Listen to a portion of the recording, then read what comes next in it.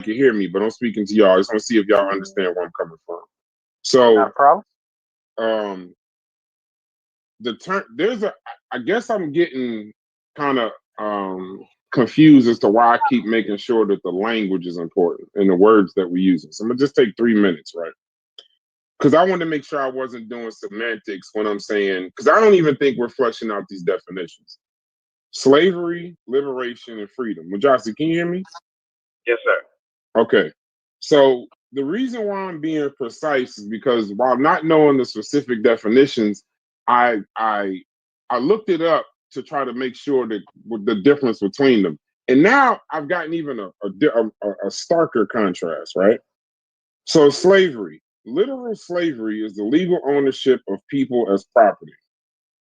Chattel slavery ended in 1865, but then sharecropping, convict leasing, Jim Crow redlining, mass incarceration recreated slavery's functions without the chains. So Du Bois called this wage slavery, and Michelle Alexander calls this mass incarceration the new Jim Crow. So then now let's talk about liberation. Now here's the funny thing about liberation, right? And I knew, but in the back of my mind, why I kept saying we got to be specific when we saying free, slavery, like these different words, because there's a piece to liberation that nobody in here has talked about. There you go. Liberation means deliverance from oppression into There you power. go. There we go. That's what I came up Emancipation, for. That is not the emancipation. definition. That's not the definition I just read. I'm not fucking done talking. But you make you lying. Hold on 1 second. Let me help you with that. Yeah, anybody has a difference of opinion. Yeah, let me help you with that. As soon as I'm done talking, tell me how wrong I am. Liberation means deliverance from oppression into power.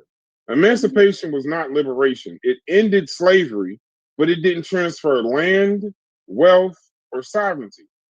The civil rights wasn't the liberation. It ended legal segregation, but it kept the systemic inequality. Colonies are waving new flags, but not liberated. So if you control true liberation to me, maybe not the charter definition, but true liberation to me would be controlling your destiny as a people, allowing you to get the same shit everybody can get. But if you stymie me from trying to, that's not something else. But then freedom, personal mobility within the system, voting, traveling, buying, and speaking. But freedom without liberation is a condition. So you can move, but you can only move within the parameters they say you can. Mm-hmm. So what happens is you end up being in a situation where people feel free, but you're still controlled by surveillance, debt, and laws. So this is I'm gonna land my plane right here. So if you collapse freedom into liberation, you hide the fact that the power shifted but never disappeared. If you collapse slavery into only chains and plantations, you ignore its structure. If you focus on white people, language precision is the difference between celebrating progress and fighting for what we still don't have. Now, Mujasi and C-Dot, I know everybody gonna throw tomatoes in a second. Mujasi and C-Dot, do you understand what I'm saying right there? And if I made a mistake, tell me. I completely understand that. I don't know how you can mount an argument against that. I completely understand that. That makes perfect sense. See that? I understand it also. The reason I came up here is because I saw that out of all the time that y'all been talking, nobody has really defined liberation. So I know you just gave that definition. Um, the other guy, I don't know if that was Fetty or not, but the other person was saying that that's not the definition. He probably gonna go by the colloquial definition that's So we're allowed to make up our own definition. Wikipedia or something like that. So I've looked at both definitions, and according to these definitions, neither of the definitions that you're gonna find will say that the things that we went through in America was our liberation. Like none of it would count. I mean, I'm gonna say like the freedom of slavery, sure, but we weren't free from oppression even after slavery. It still wasn't free from oppression, as Brad brought up. You still had to deal with Jim Crow laws. which still restricted us and which which was the beginning of mass incarceration in order to continue to enslave us. Can you So tell me how in 2025 how Jim Crow affects you now? Jim Crow Do is you have not a nice? around Do you anymore. have a? Do you have a nice? Do you have a Jim, nice career? Do you have a nice? Don't ask me a question and then talk over me when I'm trying to Go answer. ahead. Go You ahead. want me to answer a question, or do you want to keep talking? Was there I would more like to you it? to answer. I would like you to answer. Okay, Jim Crow doesn't exist in 2025, Okay. but that's not Why what are we you were bringing it up? discussing. We talked about because that's not what we were discussing. We were He talking asked, about are we slavery. liberated today? Brother, Liberation. please don't keep. Are I know we that's a liberated tactic today? for you to not want to hear the answer. As I was saying, after slavery was not our liberation, because after slavery we were still being oppressed. And I can make several arguments of oppression of black people today in 2025. So hopefully that would answer your question, brother. Since you're so busy trying to make an argument for goddamn how good white folks been to you. Liberation occurred in for you. If that wasn't when it happened, when did it happen for you? If you say that it doesn't exist anymore in It has never 2025, happened. It has never happened. If you so want to talk you've about never been real liberated. liberation, then you can go to different liberation movements in So Africa. you're Like oppressed right now. You don't have Logic any. was You don't bringing have up any earlier freedoms. on. Real You don't have liberation any. means that You don't have any freedoms as an American citizen. real Hey, liberation this means sound. Hey, that you one get mic. to choose your own destiny. This shit sound Real crazy. liberation means you get to choose your own destiny. You get to decide what's going on in your future, not We do. your white You dad. don't. You That's don't the get up difference. every. You don't. Oh, you mentally enslaved then, because you have the ability to get up and do whatever you want. What do you do as a career?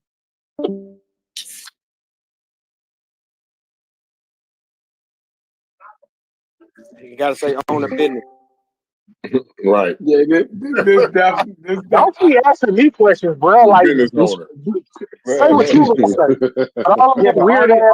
all these people on the panel are business owners, but yet they're oppressed. I don't get that. What the fuck do that got to do with anything? Yo, Jewish yeah, people was this is- Jewish people was business owners, and they was put in fucking chambers. We still have all What are the you same. talking about? You're Y'all be talking over saying me. dumb shit that don't You're screaming now. You're that don't frustrated. equate to freedom. Because you're saying stupid shit that don't equate to real No, freedom. we You're just saying still because have you own all a this, business that brother. you not We not oppressed, that people can't be we- oppressed because they own a business. That's brother, we stupidity. still have all the Stupid shit. same You liberties of can't- every American in the country, brother. We can own land. We can own our home. We can have good careers. What are wherever you they talking allow about? you to. Well, hold Who on, allows hold you on. to? So now I'm gonna answer your question without. No, I'm gonna Who try to allows give you you. to? I'm gonna try to give you a systemic. Trying to white give you an man? idea. You want to talk or you want to argue or you want to get the fuck out of here? Like I hate that we It don't be matter, having. brother. I hate that we be you act like having you a just good. run shit. It don't matter, brother. Like, I do. just And like then, you know, the funny agree, thing is, no, you know, the funny thing you don't is, have the I do. ability to be disagreed with. It's okay. It's ego. No. I don't want to argue. I want to have good discourse, but you just want to argue. I don't want to argue with you. Brother, I disagreed and you put me on mute. No, but So if don't I'm argue. talking, if I'm talking, you could disagree with me all day long. But if I'm talking, you can't just keep talking. And that's a fair point. Okay. Let's go. Continue. So in 2025, right? I was talking about the illusion. Now you said you can get up and do whatever you want. And the you can't really fight it from that point, because when you just say that I mean, I can't argue with you. I can't just get up and go do whatever I want. So, but there's a difference between freedom of motion and freedom of power. So when you say you can just go start a business, I hate when people say they business owners. It should be funny, but when you say business owner, right, then you still got to go get that funding from an institution where we get denied 4 times as much as anybody else. I didn't have to get any funding. So no, that's incorrect, brother. I'm a business. I'll tell you about my as a tattoo artist how I got the capital, but I just started doing tattoo. I didn't need anybody to put money behind me or anything like that. No. That shit don't even matter. Owning a business is irrelevant to oppression. People own businesses back in How are you Jim Crow oppressed time. in People 2025? own businesses. You're That not don't mean they explaining weren't how are we oppressed. oppressed? How are So we you oppressed? using an example, you using a ridiculous example of owning a business as people not being oppressed is idiocy. Wrong. Give me an example of how people are oppressed in 2025. You're not giving me an example. What's an After example? slavery, black people own 2025, businesses. What happened nobody during is the, what experiencing child happened slavery. during what happened? So you, and just like Bruh said, bro, you just like to talk over people. You don't want to listen because now you're being made to look stupid as fuck for the dumb shit that you saying. That makes no fucking sense. You just saying You dumb, saying you're a slave ridiculous in ass 2025 is right stupid, brother. wing That's dumb ass crazy. You're points. saying you're a slave in I don't 2025 is think crazy. that none of Nobody us are saying said, we're I slaves. never That's said what's what crazy, I'm brother. saying. You're so goofy That's that you crazy. keep making Okay, up scenarios that do you not just made match that the up, brother. conversation. You You have just keep you have the saying right dumb that every shit. American citizen has. You're not I see oppressed. that y'all not seeing eye to eye with King J, but somehow we gotta be able No, to because like dude is a allow king King symbol. J. That nigga just saying dumb shit. He's But not saying sometimes, anything How are you relevant. oppressed He's in not saying 2025, anything brother? that Hold makes any on. sense. How are you He oppressed? was my How are already you behavior. oppressed as covered a with black the man in whole, if you 2025? own a business, then you shouldn't be oppressed. That's fucking stupid. That makes no rational logic sense at all. It's stupidity. It's propaganda that he Okay, has so learned you from his white disagree with that counterpart. point. You disagree with How that are point. you oppressed, brother? I'd Now, like to know. King J wants to say something. We understand you disagree. You feel like that's stupid, but we gotta at least let King J get what you deem as stupid out, so that we I'm gonna can. let him talk. I'm gonna let him get Hey, it out. I Hey, just hold wanted to on, make sure I got Corey. everything I wanted to No. get Hey, out Corey, before he hold on, started C-Dot. interrupting Hold on, again. C-Dot. So I'm Corey, a don't mute do right that. now. No. Hold on, C-Dot. Don't do that, Corey. Because I was Well, talking, and then he started talking about tattoo shops. I was doing exactly what you asking me to do, and this nigga immediately said, "No, the fuck, you don't know what you're talking about because I do tattoos." See, like you got to hear everything, bro. He was about to get the I heard exact what you answer, said. You and said he that we need started. No, money. you didn't. We gotta I said need a money for sentence. businesses I to get said started. I said, no, one you don't. sentence. See, I said, Corey, I'll tell you yeah, about my see, career. he you was see. Let coming me with an finish. anecdote, but you, in all fairness, King J, Yeah. like we're talking about as a whole, like when you're talking about things like Jim Crow and being But denied at we're a in higher rate. 2025 though. He At can't a even higher. stop talking while Listen, you talking. no, hold on. And being denied loans for that capital that most people do need, not you, but most people do need the loan for the capital, and we're getting denied at 4 times higher, I believe is what Brad said. So Where like, are you? Where's your you demographic? can't Where's come with your an demographic? anecdote to Can I ask rebut that. questions? That's all I'm saying. Okay, but I'm Go asking, ahead. where's your demographic at to where that's happening at? Because if you go to Detroit, that's all black. Everybody, all the lenders, the realtors, Detroit is all black. they're black. Demographic and demographic. They're black people. So hold on, stop. Isn't a This is why I was talking to you because I can't No, talk. I wasn't done talking in the first place. I think y'all forgetting. Oh, wait, hold on. Are you saying I cut you off so you can't cut? What are you talking about? You cut me off in the first place. I was still talking. You're gonna make 30,000 points. So go ahead, and then I'll just come back behind. But go ahead. You're trying to make it seem like this all white people run everything. But it's like, what world are you living in, and where you're not surrounded by influential black people that are in positions of power? Like in my city states and where I'm from, like even if I go to Detroit where my mother lives, it's all black. Her whole community is black people. They own their homes, they own their careers. They're influential people. They're Masons, they're OES, they work in hospitals, they're doctors, they're lawyers. There's a hospital right up the street that's black. There's a bank that's in their community that's owned by black people. I don't get it. Maybe y'all just around a bunch of poor people. But in 2025, all that Jim Crow shit don't apply no more. Like y'all need maybe y'all just talking to talk, but I guarantee you, all of y'all are well to do. I think those are good points that deserve. But tell me how y'all are prepared. He making some good points now. Where you at, C-Dot? Where you at? He making it up. Unmute the mics now, goddamn. Now, one single point that motherfucking weirdo done said made any fucking sense at all. He is saying propagandist, right wing talking points. That's what he is giving you. The same thing he's saying you can go find from the same. Just let me keep talking. Same thing he's saying you can go and find with these fucking white supremacists and shit who make these same ridiculous ass points. Oh, black people, you're fine. Look, you have a job. Look, you can play in NBA and make money. So there's no way you could possibly think that you could be oppressed or that you're not liberated. And as I explained before, liberation is not about just simply being free. It's about having the capability to determine your own destiny. That's what African liberation is about. If you go and type in Google African liberation, it'll show you the African liberationists. What are they liberating from? Western colonization. Why are they still doing that in 2025? Because the colonists never left. Brother, that's All so they that did so was from what you just said, I guess I'm not cutting you off. Go ahead. I'm not cutting you off. All they did was put their name on everything and told everybody else, y'all need to go by what we tell you to do. And you're saying, oh, well, that's cool. Like that means you're still free because at least you can go out and get your business. So that makes you liberated. No, it is not what makes you liberated. You do not control nothing in Detroit. Nothing. Yeah. Your Hold on, mama brother. don't, your daddy don't, your cousin don't. You don't control shit in Detroit. Nothing. Go ahead. Nothing on American soil do black people control. So to make that ignorant comment just shows that some folks ain't that educated and ain't really paying attention. They just happy with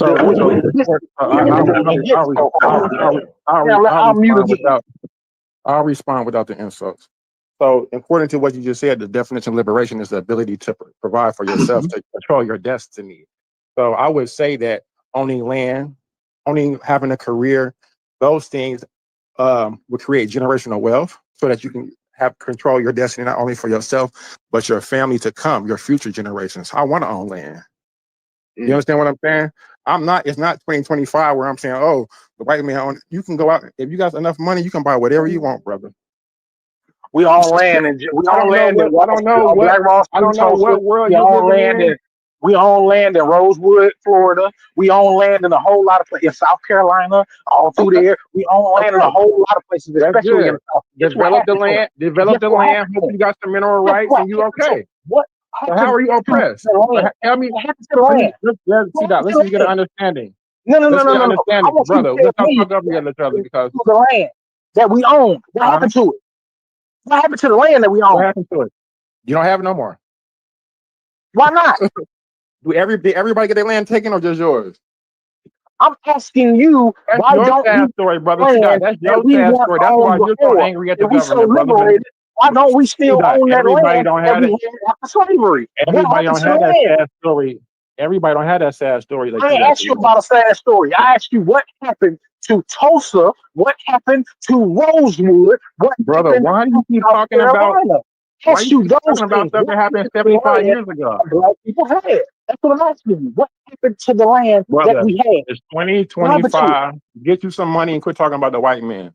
So let me ask that's why I call niggas like you good. Ask a question. You have nothing to the bullshit does not exist, brother. Matter of fact, classism, brother. It's the half and a half, my brother. Let me ask a question. Some money, brother. Real quick. All it's based on is your ignorance and willingness. Money, brother. Control your own destiny, brother. Quit speaking the white man controlling your world. And let you keep on with your soundball. Well, let me ask. So, are you saying that those things, because every time I hear what you're saying, and I think it was some pertinent points in some of what you were saying, but I want to know, are you saying that those things that they keep, because you keep saying like, well, you bringing up the past, and this is 2025. Are you saying that those things don't have no effect on 2025? Those don't have like a reverberation? The Jim Crow laws do not have any effect on me currently during 2025. No, they do not. The Jim Crow laws are not affecting me to go out and get a job and provide for myself or my family or anything with food, clothing, or shelter. The Jim Crow laws do not stop that. Tulsa, Oklahoma, been bombing whenever that's not stopping us today from going out and doing what you want to do and provide for your family. So if you sit here and saying in 2025 that the white man runs shit, then what are you really saying? That white power is supreme? I don't believe in that. I don't believe in white supremacy, and I don't believe in that. You know what I'm saying? If anything, it's classism. So just imagine this: a utopia where black people controlled everything around the world. You don't think it's going to be a part of that where there's poor people at the bottom? Some sort of class. It's always been like that. So it's just like maybe they're just like they're delivering in this white and black racist slavery mindset. Like I don't Hey, understand who it. the fuck is? Hey, who the fuck is this? So I can block you. Fuck Well, all well, you. Right. Thank Before we you. get to the Fuck Hey, is this? you know he before was we get You to know, about the man. that. answer, Fuck Man, you. you ain't, I I ain't want to finna read be nice something. like Peter. I'm I gonna ain't read. said Fuck I'm this gonna do some nigga so reason. I can block him. just See, difference see, of Chef, opinion, bro. They see, gonna Chef. snipe you in the neck 100 yards away. Yeah, you You too, said Fetty. you heard Fetty, that. you, No, it's Fetty, you not on the list too. 100% like You on the that. list too, Don't Fetty. paint the broad brush, Fetty. It's not 100% like that. So I'm intolerant on some things, and other people are intolerant on other things. We all got Nah, I'm telling you, that kind of blackology lines. shit real, bro. I'm trying to tell y'all, bro. Well, It It sound like blackology is real. we talking. We on the plantation right now. The way y'all talking. That's what it's I'm as real saying. as symbolism. It's Well, as real as tap dancing for white folks. That's what They it is. talking about it happened in I 1940. want to agree. So I want to just point out, like, I kind of I disagree with most of what he said, but I do agree. The most pertinent point that he made, I do agree with, and that's the fact that in 2025, the real fight is classism, Exactly. right? That's it. I think that's the real fight. So I agree with That's it. that part of it, but I think you still got a long way to convince me on the other shit. You know what I mean? But y'all go ahead. You want to say something else? I think Man, hey, I'm gonna say this. Just to rebut what you were saying as far as classism goes. We Mhm. always had to worry about being at the bottom. We still in 2025 are at the bottom of classism in America. So when we sit here and talk about classism, white folks, as they have previously, ain't studying none of that shit. The reason they ain't studying none of that shit is because their class is always gonna be has always been, and always will be put in front of us. So as long as they ain't got to sit at the bottom with us, they perfectly fine. They don't mind being I think at a that's the silver trick, class though. for other white folks in America. Yeah, I think that's true. What you said, that as long as History white shows folks, the white man say, as long as I ain't black, I'm winning. exactly. History has shown us this, but not only back in the 1800s, but it's a close to trick. 1960. Okay, fine, and he got a little notch. He got a notch over us, right? But that's the whole trick. That's what keeps white people complacent, and that's what keeps the upper echelons, the 1%, the 10%. That's what keep those folks on top. You see what I'm saying?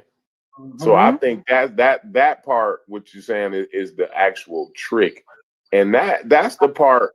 So when we don't, if we don't actually kind of recognize that part, I don't think it's nothing never we gonna be able to do about where our status. But that ain't the beginning part, though. That's what I'm saying. Like we worried about classism when black people in this country ain't made it to that point. This country itself, What you mean we ain't made it to that point? and the government has not made it to the point to where they finna get rid of racism in order to replace it with classism.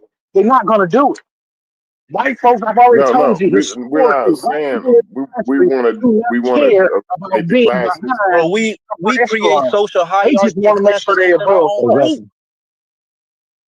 Yeah, that's the truth. That's not. I mean, it's there in society. Period. There is classism, right? Mhm. But see, let me explain. Classism. When you tackle classism, it puts people when you close the economic wealth gap, right? When you close it up somewhat, that allows people to be in a better position to tackle more serious issues, Exactly. or issues that's pertinent to each specific group. If you ain't got the time or the money, then we gonna end up in the same place. You know what I'm Yep. saying? So like, I think we white people and black people are being fooled. Mm-hmm. We weren't about racism when, listen, if I can have enough time and means, right, I can create my own conditions. I have more control over my circumstances. You see what I'm saying? And with that, like the means don't just mean money, right? The means also meaning education too. So I need the money so I can get the education so I can buy the time. Sounds good. Yeah, you know what I'm saying? That sounds very utopian, but it's not the reality of today. It's not the history of this country. It's not the history of white people or Europeans. They've never been in the situation where they said, you know what, we're going to give black people equality and actually give them money. We're going to let them equal themselves to us financially. So then we can compete on the whole racial thing later on. That's never been the case. So why do we think that it's not about race? It just changed, and now all of a sudden white folks is willing to let us in the line with them, and now we ain't gonna focus on classism no more. That's not the way. We're just gonna attack racism, and we're gonna get that washed up because now we're gonna focus on classism. That's not the reality. It's just not the reality. It's never been the reality. I don't understand why y'all think it's our reality, brother. It ain't the reality. It ain't yours. Give me a case where that has been the reality. Everybody's reality is different, brother. Any country, give me a case where it's been where Europeans have made that decision. We're gonna make sure that we financially qualify ourselves. We're gonna put ourselves right next to the black people, and that's how we're gonna move forward. Show me one example of that happening anywhere in the world. I don't think that was what I was saying. That wasn't what I was saying. Say that. Okay, so that's my point. How does this classism thing become a forefront in order for us to go after it? Maybe somebody can explain it a little bit better, but I that's not what I was talking about. No, you explained it very well. You broke it down. You explained. He just got something against white people. Yeah, so and I got something against you being on white people's dick. That's all. I don't have nothing against white people. I got something against you always want to go against somebody and you the talking like black politics and all this other bullshit, all this other Sambo ass talking points. I have a problem with that. I don't have an issue with white people at all. I don't have a hate for white people. I have a problem when black people get up here and start fucking we're not white people like you are. I got a problem with black people. I'm not saying that racism. Sometimes we gotta compartmentalize the black people. That's ridiculous. Yeah, so see that I wasn't saying that racism don't exist. I think that was King J that said that. Yeah, not you. I wasn't talking about you. I was talking about King J. He know who I'm talking about. He know I was talking about him. I wasn't talking about you. I understand that you was trying to get an understanding of what the conversation was. But at the same time, like I said, what makes me automatically pissed off is when you get black people that come up on panels and shit, start making up nicknames for black people who are positive towards other black people, or have positive intentions towards other black people, and they want to come up and start making it, oh, that's a blackologist, and they don't think right and all this other old goofy ass Sambo shit. I can't rock with that. I'm not going to accept that. How do we define tyranny while we looking up definitions? Ain't nothing wrong with How do we define tyranny at all? Even his verbiage is. Yeah, okay, so how do we define tyranny while we define the word? Is that important to like what we talking about? No. Tyranny? But you would. It can happen in a capitalistic system, but we ain't made it to that part yet. I'm just what the brother explained earlier was about how he working and like we have all the same liberties as every other American in this country, brother. We can work and have what we want in this country, but it's called empowerment. That's not Sambo telling other black people, look, you're not systematically oppressed. A white man ain't got you down like that. That's empowerment. So it's the opposite of what you're saying. We're oppressed. The white man got his feet on my neck. I can't have nothing in 2025. Nobody said that. Nobody said that. That's that right wing talking point bullshit. Nobody said that. Nobody. You keep coming up here with white folks talking points, and when somebody tell you that you kicking white folks talking points, you want to move the goalposts. That's what I'm talking about. You are the definition of what I call Sambo. When I be calling people Sambos, it's niggas like that. A black person saying that we can have something, a white person talking point. Saying that we can have all the same liberties that these white people got is a white person talking point? That's crazy. That ain't what your weird ass just got to saying. And you keep moving the goalposts every time you make another comment. You want to make something further incendiary about black people, while at the same time trying to sit up here and act like you empowering somebody. You not.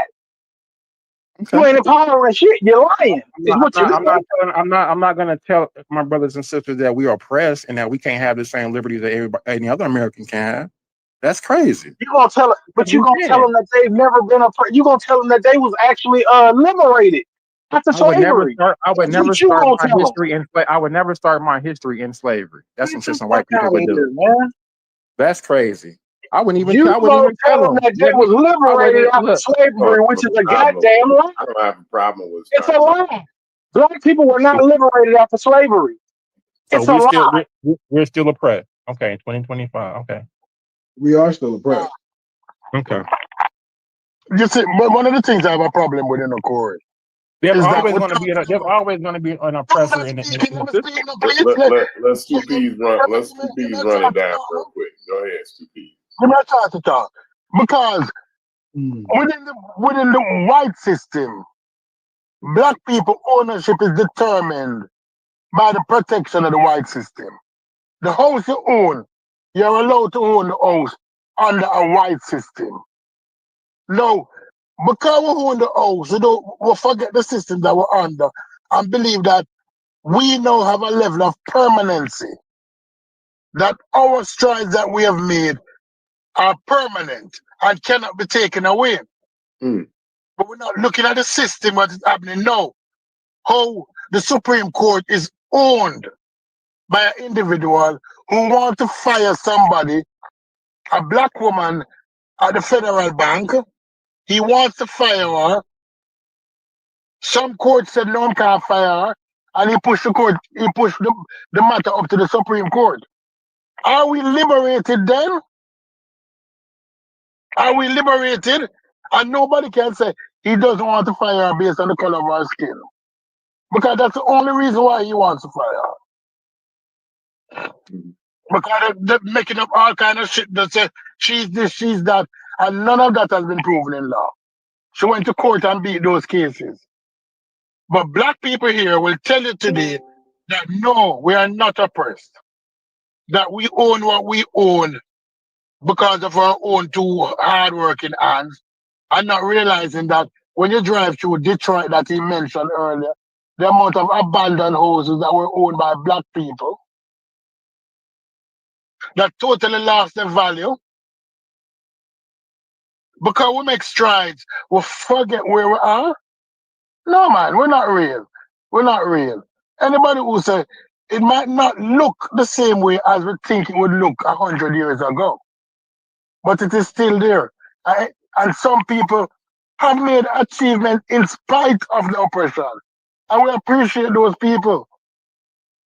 Don't feel that the achievement mean anything, because all of those achievements are protected by same white people and white people law, and they can change their mind anytime.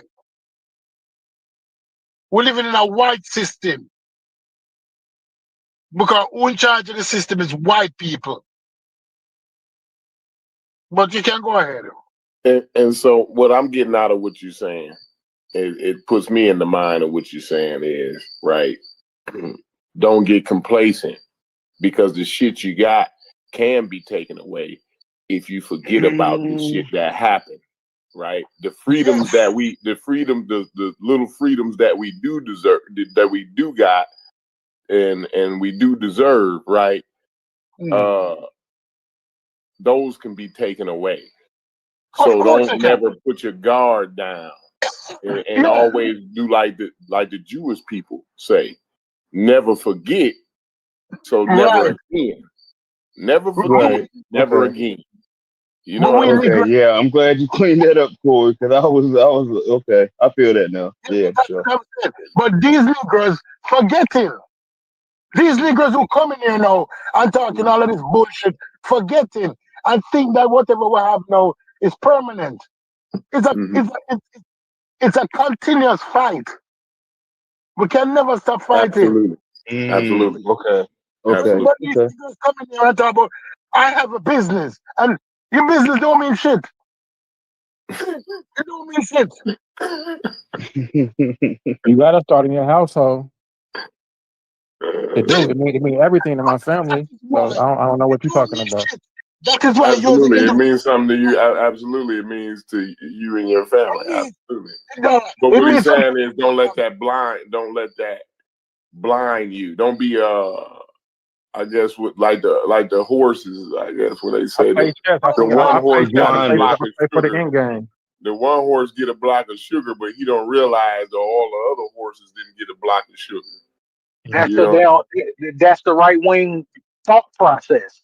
He don't give a fuck about nobody else. They taught to not give a fuck about nobody else, but then they'll come on platforms where you talk where you talking about community. They'll even throw in little shit. They'll even throw in little shit that got to do with community when they really only concerned about themselves. So I don't know why they get on think tank type platform at all. I noticed that most black people on the internet don't care about black people as a whole. In real life. That's what I'm gonna change my name to that. I'm gonna change my name to that. Let me add something to that. These Negroes that come in here, many of these Negroes that come in here, believe that the white community is going to protect them. That's what they believe. They believe that the white community is going to protect them. You have to build up your own community, because that's where the protection is going to come from. Not from white people. Not from these laws that you put your faith in. Because it don't mean shit. It don't mean shit. It is not applied the same for black people as it is applied for white people. And we have seen that through over-policing and mass incarceration. That the laws don't I disagree with that, brother, because the police are just blue. They're not no white or black. It's blue. I done got my ass beat by black police. I done had they don't nah. This dude, the police are blue. They're not black or white, brother. So I don't want to hear this white police shit. Dude, don't ever believe that. Not because you see a black man in police uniform, don't think that he's not been brainwashed into a white system. That he's not been brainwashed into a most of the time. It sounds like you say anybody that's doing something good. They be trying to impress the other white cop. That's the majority of the time that I see that. You know what I mean? Listen, Corey. You know why we run out to whitey land? For safety and protection as black people. Because the police force is protecting that part of the country. We're going to their community for their protection. We need to work in our community that we don't need to run from our community for protection. But many of us here feel that in Jamaica, they say the higher monkey climb, the more he expose himself. Climb, monkey, climb. And I'm not calling monkey as a racial figure. I'm just using it that the higher you go up in the tree, the more you don't have the foliage to protect you. So when you go up there and nobody else look like you, don't be too reliant on them to protect you. But we're going on this thing, and we're talking that we're liberated and we're free. And it's 1960. It's 1960. Most black How people your oppressors liberate you though? That's the real question that people gotta ask. How can your oppressor liberate you? How? How is that possible for your oppressor to liberate you? Only you can liberate you. Only black people can liberate black people. Point blank up here. I'm not giving no damn credit to no fucking American government. Because they ain't liberate shit. They did shit that was best for their own interest. Point blank and period. Not gonna sit up here and get them credit for all the hard ass work and shit that we had to go through as black people. Look at Harriet Tubman. Harriet Tubman didn't wait on white folks to liberate her. She liberated herself. Then she went back and liberated other black people. Why? Because she knew that's what needed to be done. That's the same thing that goes for black people in 2025. If black people don't start liberating black people, then black people can't claim liberation. Yeah, what is your steps to doing that? Through economics or military? Economics. But you said that was white people shit, getting money. Okay. What? You just be saying shit. That's what I'm saying. Like people like you just love to just say random. Nobody said nothing about finances with white people. Never did I say that. Who else heard me say something that's stupid? Yeah. Anybody else up here hear me say that? Or you just want to argue with me? I'm mute now. You just saying stupid shit, bro. It don't make sense. And then you just throw it out there in the wind. You just throwing random stupid shit out there in the wind. It don't make sense. No, you screaming and you're hollering like you're loud and wrong. How did America liberate you? You believe that white people are running shit and oppressing black people in 2025? How did America liberate you? I liberated myself through economics. I liberated myself through economics. Okay, so before you liberated yourself, you were oppressed? No, you don't want to claim an oppression. So what happened? When did you liberate yourself? When you was born?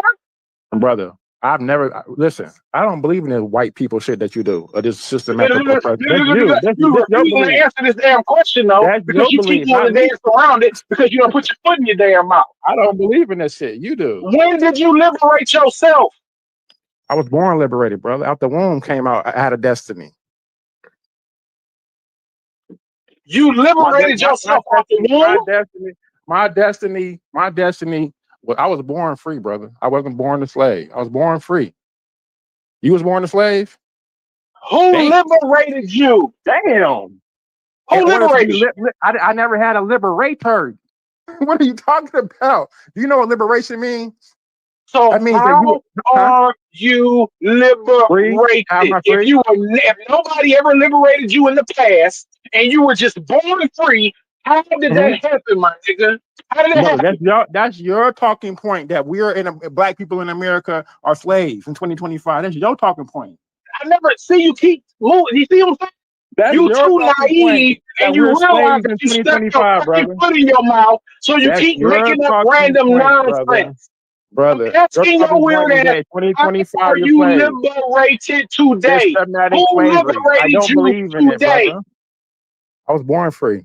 And that's you what you believe in. That's you. I never liberated, which is the subject of this conversation. Liberation. Yeah. Liberation.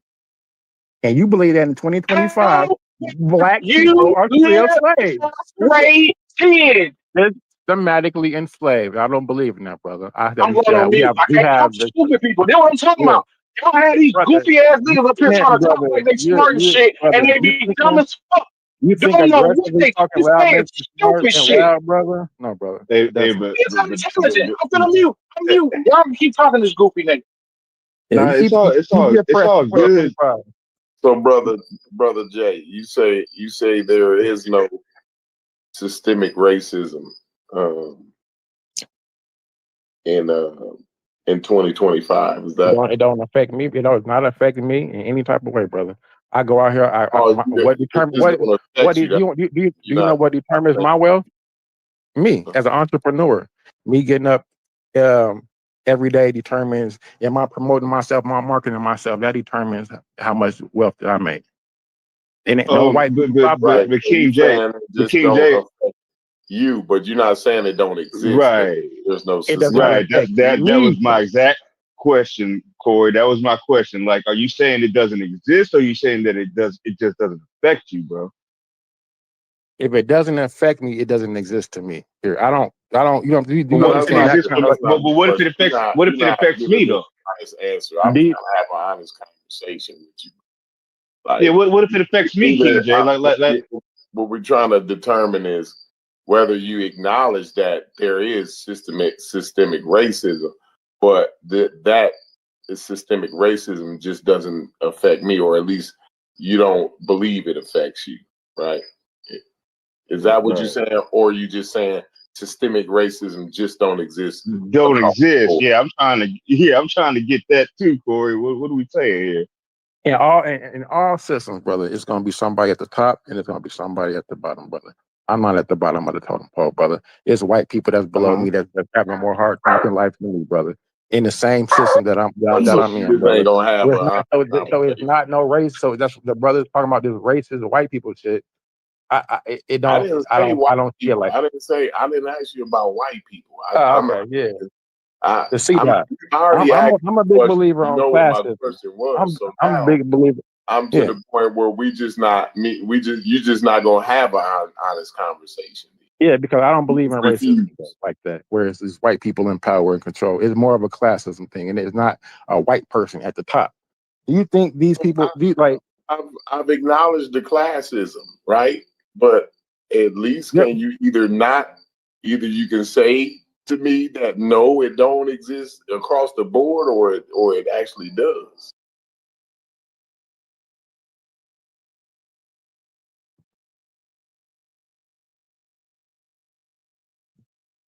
Nothing. I'm here. Get back up for a second. That brother Yeah, has he been asked you a properly question though. I'm here. It's not. There's nothing to talk about really. I mean, Oh, like just don't want to respond. Okay, I ain't mad. the because he's brother. starting to realize He's made he realizing all that his point. propaganda. He's made his point, and then if you want to elaborate on, I'm just trying to figure out how if you're saying that racism, systematic white people are in control of this system. I didn't say white people. I just said systemic racism. We're having two different Systemic arguments. racism. Different people. This is T-Dot's argument. That's I'm talking about C-Dot. That right man now. talking to you, bro. You He ain't talking to talking you, to not C-Dot C-Dot. right now.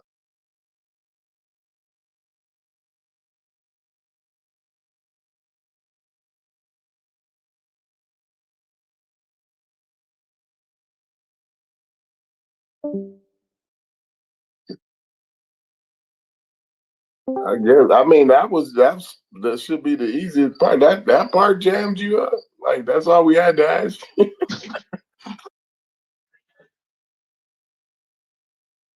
You know, I thought we was gonna have I was thinking we was gonna go into a nuanced conversation here, but you jammed up. You jammed up on the foundational question.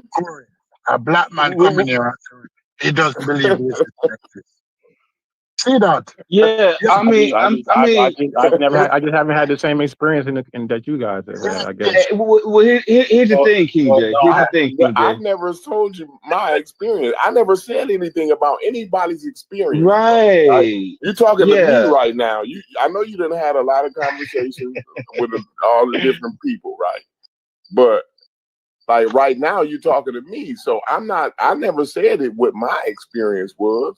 I'm just asking a fundamental question so that we can have a conversation. Okay, let's go. All right, let's go. And not only that, King J, but you're speaking about the collective, and you're speaking on it in an individual basis. Okay, you didn't have that experience, but we're speaking about the collective.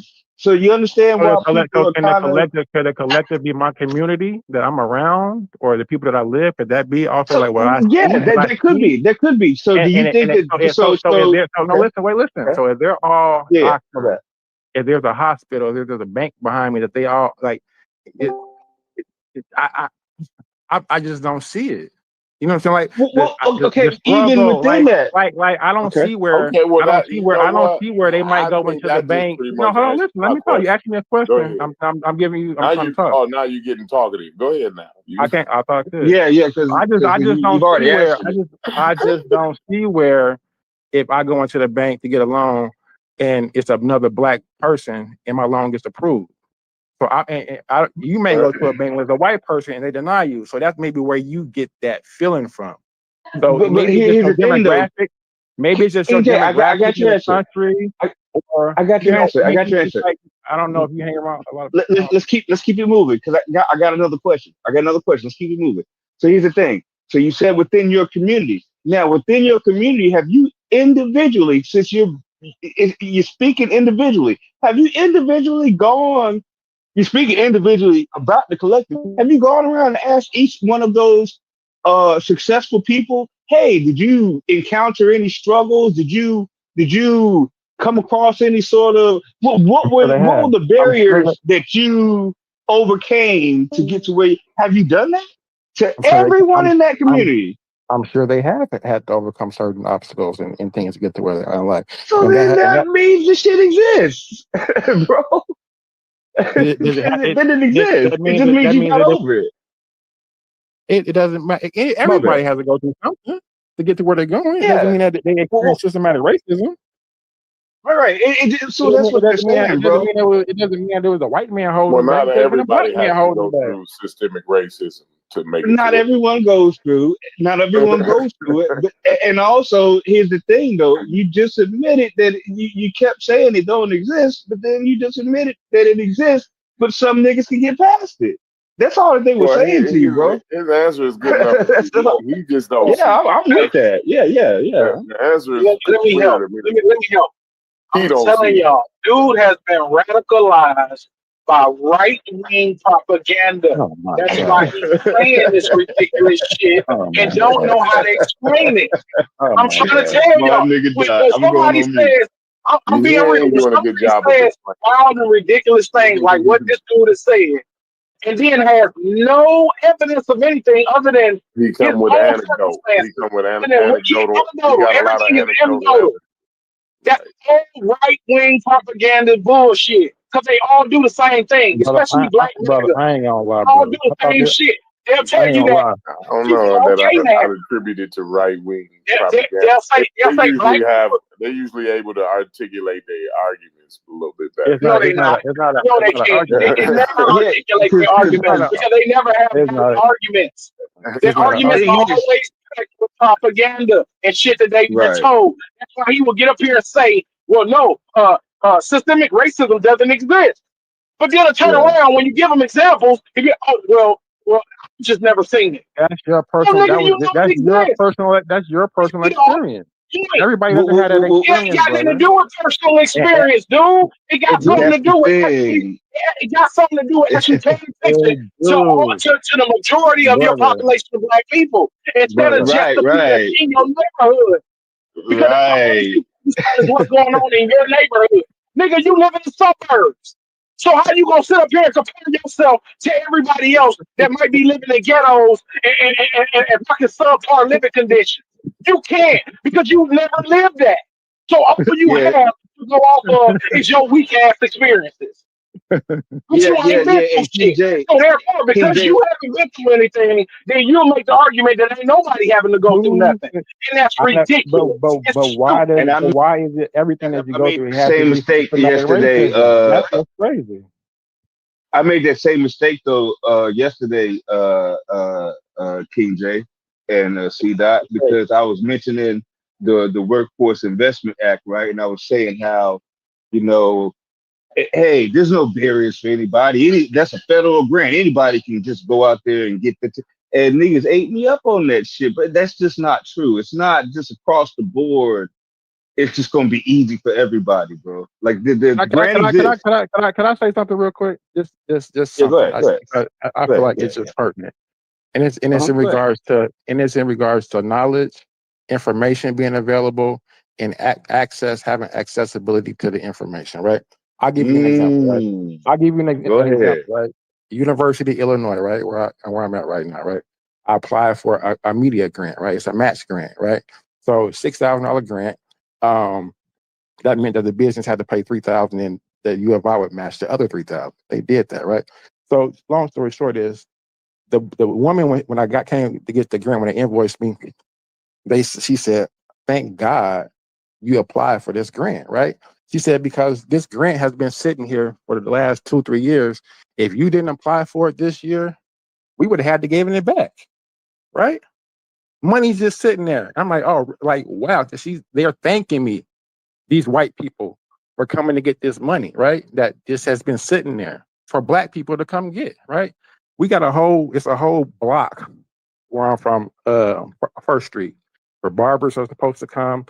The whole block is just set aside for black people businesses. Do you think that they know about it? No. So it's not, I think that if more of the people that you're saying that are systematically oppressed will have more access to information, and just the know-how in the 2025, because it's a computer literate world. If you're not computer savvy, you may be a little behind, but it's all type of grants, $50,000. If you poor right now, it's because you want to be, or you just don't have the knowledge to get the money. So systematic, I just say you just This lack is of called not knowledge. understanding economics, bro. How can you say something so ridiculous? You don't know what capitalism is. Ridiculous. You have no clue of how economics work for you to make a comment like that. For you to say, well, if you broke right now, then you just want to be broke. That is one of the. Yeah. This is how Because I it's too know much that money. It's too much everything that you're free money spewing out is there propaganda to get. because you don't understand economics and you don't understand Lack of capitalism. knowledge, brother. Capitalism does not allow everybody to not be poor. Somebody got to be poor in capitalism. Well, I already Right? said that. I've been said that. What does So capitalism do with how are racism? you What does capitalism contradicting have to do with yourself then? racism? So how What are does you capitalism have to contradicting do with yourself by racism? saying if you're poor, it's by choice? I said that's not what I said. I said either You that just said. or are you gonna let me spinning? I said or lack of accessibility to the information to get the money. Because there's money that's sitting out there waiting for you for free. Did you not hear that point? That when I said that the Grants university or have did you not limits. hear that point where I said this Grants established have institute limits. has money for black Grants people have that's giving it away for Everybody free? can't go get a free grant. They Why can't have they? They don't have the skill limits. set. They don't have the skill set. That Oh ain't my gonna do God. with being black. See, now this is being done. All Now right. he's being The done. skill set. Because I'm See, explaining to when we you have a conversation that outside of black and grants white, then you have realize how Hey, dumb you sound. limits. one mic, bro. What am I? What am Grants have listening limits. to? Everybody cannot go out and just get a free grant from the government. That's not how it works. So for you to say that and make it like, oh, well, According to your if you skill broke, set, just go get a grant. That's not how it works. it All right, is. let's move forward, bro. Y'all just talking over each other. Can't even really get a good grasp of what y'all talking about. I'm listening on YouTube. I was busy. But what's funny is me and Chef was actually talking about something before this all started, and Chef literally said, whatever we was talking about is over with, and I told him it wasn't. And I can't even remember what the hell we was talking about. But that's fine. Sometimes it's just agree to disagree, bro. We just agree to disagree on that particular point. I think they were still That was arguing about liberation, though. That was whether y'all we was argument. free. Yeah, and when you said that we didn't have true liberation and freedom, I think they continued that that discussion, and it just went off the rails. I just think when you say the true liberation is just, I agree with that we can get up and do what we want, but when you add the caveat of within limits set by others or controlled by others, you may be freer than before, but you may be more liberated than before. But true liberation, I don't think we've seen that yet. Even with that caveat of the amendment, even emancipation, but everything of it has some kind of conditions. So my word would be more control. I think me and Logic was looking for a better word. I think what I'm describing while y'all were talking about liberation, freedom, and slavery, I think what I'm describing is just it's still just a certain level of control uniquely to us that we face, and I'm more comfortable with control. I think I'll even move because I don't think we'll get anywhere when it comes to the liberation conversation. I will give you credit for one thing, Chef. If you could somehow write down shit like this, these are good talking points, right? Whether we agree to disagree. But I've noticed that when we've kept the discourse civil, it's been really good discourse. Where it gets out of control is when we all, not just anybody in particular, all, including me, we get probably a little bit too passionate, a little bit too personal. And then on top of that, the kind of conversations that you have, I think are better, or topics that you have are better for panels where it's more than just 4 or 5 people talking, because it's really just a circular argument unless we're going to get new opinions at this point. Because I know I've said my talking points, you said your talking points. Me, you, Logic, Mujasi, C-Dot, appreciate you. King J, appreciate you. Fetty, appreciate you. But some of these, it gets a little circular because we're just listening to about 5 worldviews on a topic, on a worldly topic per se. Cuban brought the most diverse opinion on it, and y'all didn't listen. And no, I tried to, but he started talking about the freedom of the trees, and I hate to say it. Listen to me, and I'll be honest with you. Maybe y'all won't. I'll be honest. As soon as he said freedom of the trees, after I was talking, I just checked out because I didn't want. Sometimes in these arguments, you say we had these conversations, and you'll be making a point, right? And then somebody will come behind it with their point, but it'll begin to it'll fuck up. You know what I'm saying? It'll begin to kind of sound like your point. That's why sometimes when I'm giving my point, I just want to finish my shit and get out so that y'all can talk about it. He started talking about trees after I did it, so I just immediately got out of there. But I understood the tree argument when he started talking about a koala. If you move the koala here from Australia, is it Western civilization or is it still in Australian? I got that. But we a bunch of assholes too. As soon as you start talking about koalas and trees and shit, niggas is gonna throw tomatoes first before they try to really hear. My tomatoes is silent. If I leave, I don't give a fuck what you talking about most times. Because I just been trying to cut you out. I thought it was a great point. And niggas threw tomatoes even for that shit. But yeah, I thought it was a great point. No, I know, but I left because I didn't want to throw tomatoes and hear Mujasi say an hour later, man, he made a good point. I still don't get it though. Yeah. And Mujasi, I'm trying to be a better man, Mujasi. I'm trying. I don't know if you can see it, but I'm trying as hard as I can, Pauls, to be a better man. But these Negroes keep dragging me back in. They keep dragging me back. Let me ask you something. Hey, I'm glad I finally. Oh, my bad. I'm shut up. Go ahead, Tuck. Hey, Chef, do the people that got kidnapped count as Western society, or do the people that got kidnapped and brought over here count when you make the point about the West? That's what I want to ask. Yeah, we count as a part of Western society. We did.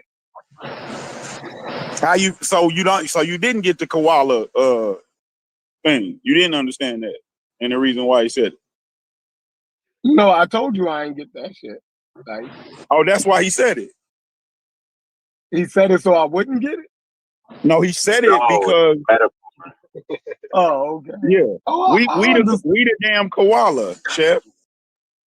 Oh, okay. Metaphor, yeah. He was trying to explain the collective identity repositioning of Black folks, Africans in America, and I understood deeply his what he was talking about with environmental policy.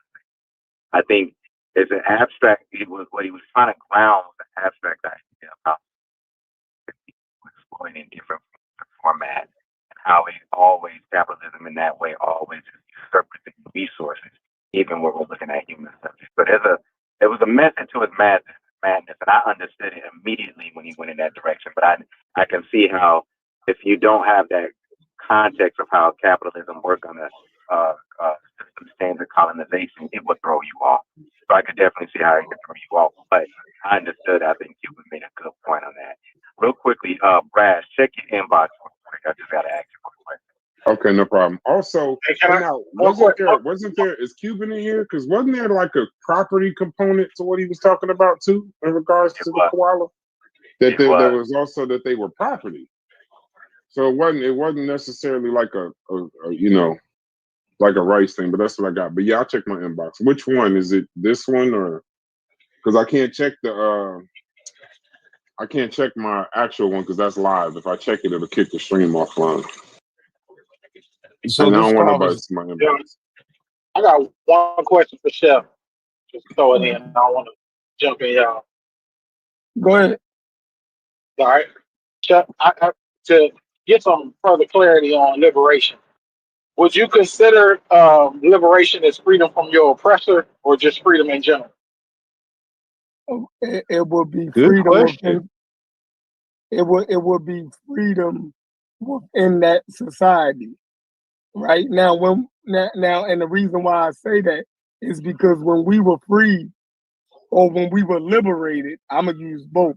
We was free to go wherever we wanted to go. So if we didn't want to live in this society no more, we had the freedom to leave. So if you choose to stay, then you are agreeing to the freedom or the restriction thereof of freedom in that society. But you can do whatever you want. You can leave. You can go back to Africa if you want. You feel me? Or you can stay here. And I'm saying now, right? The freedom is subjective to the system that you're under. Do y'all agree? So here in the United States, terrible. No, that's terrible. No, listen. Just listen. I understand you, but if the white man had, if we say that we were oppressed and white America was free, then what was the things that was making white Americans free and us oppressed? It was the laws, right? It was the fact that we didn't have full citizenship. But once Jim Crow was lifted and we got full citizenship, then that means that we're just as free as anybody else in that nation. Freedom is subjective to where you're at, to what society you're in. So we're just as free as anybody else in this society. Now you might say, well, I still can't do this. You know, well, any society going to have to put limits and restrictions on people to some degree because you're living in a civil society. You just can't do whatever you want to do, right? You got to succumb to some form of law and governance. So I don't even understand y'all definition. Would you agree? One more question to follow up. Just a follow-up question, real quick. Okay. Now, would you agree that I think, because I agree with you if you were just using the terminology of freedom, but to use the terminology of liberation, like I said, for me as a Pan-African, you know what I mean, I have a different thought process when it comes to liberation, because liberation looks different for people on the continent than it does, or black people on the continent, then I'm assuming that it does here. Right. Because, like I said, liberation there means liberation from the oppressors. That means full colonizer, anatomy. I can't even pronounce the damn word, but full control over your own destiny. Autonomy. That's what a lot of African nations, autonomy. Yeah. So African nations have been fighting for their true liberation, which is autonomy from their oppressor, which has been the European, the West, the French, the Portuguese, all these other places, right? So can we agree that liberation and freedom would be two different terminologies to use? Because I would agree with you if you just said we have freedom in America. But liberation kind of is like a stress on the word freedom. Can I read the universal? Can I read the universal Declaration of Human Rights? They synonyms, right? It's synonymous. Liberation and freedom is synonymous. Can I read the Universal Declaration of Human Rights? Sure. It says all human beings are born free and equal in dignity and rights. This implies that freedom is an inherent condition of human existence, not a privilege granted by a state or authority. The rights, it said we have inalienable rights and universal rights. The rights of life, liberty, and security are considered universal and inalienable, meaning they cannot be legitimately taken away. Is that French, right? Huh? Is that French? That's not John Jacques. That's not John Jacques, the social contract. No, that's just the Declaration of Human Rights. That's human. We're human beings. That's also like when a brother asked about, was I born liberated? Yes. What? Shit. Like, what are you talking about? Look, so Chef, I'll tell you what, man. Chef, That was good. Chef is great at starting good conversations, man. I tell you what. And Corey, you see why you can't beat Corey and Chef and stuff, right? Is because Corey can see other people's position and state it back to them and see the benefits of what they're saying, or the negatives or the positives. And that's what this conversation seems like. Everybody kind of came, even Brass is saying now he kind of has a little bit more of a nuanced understanding to a degree from this conversation.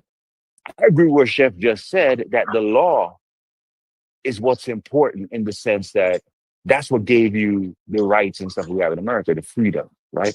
Made us more equal than we were in the past.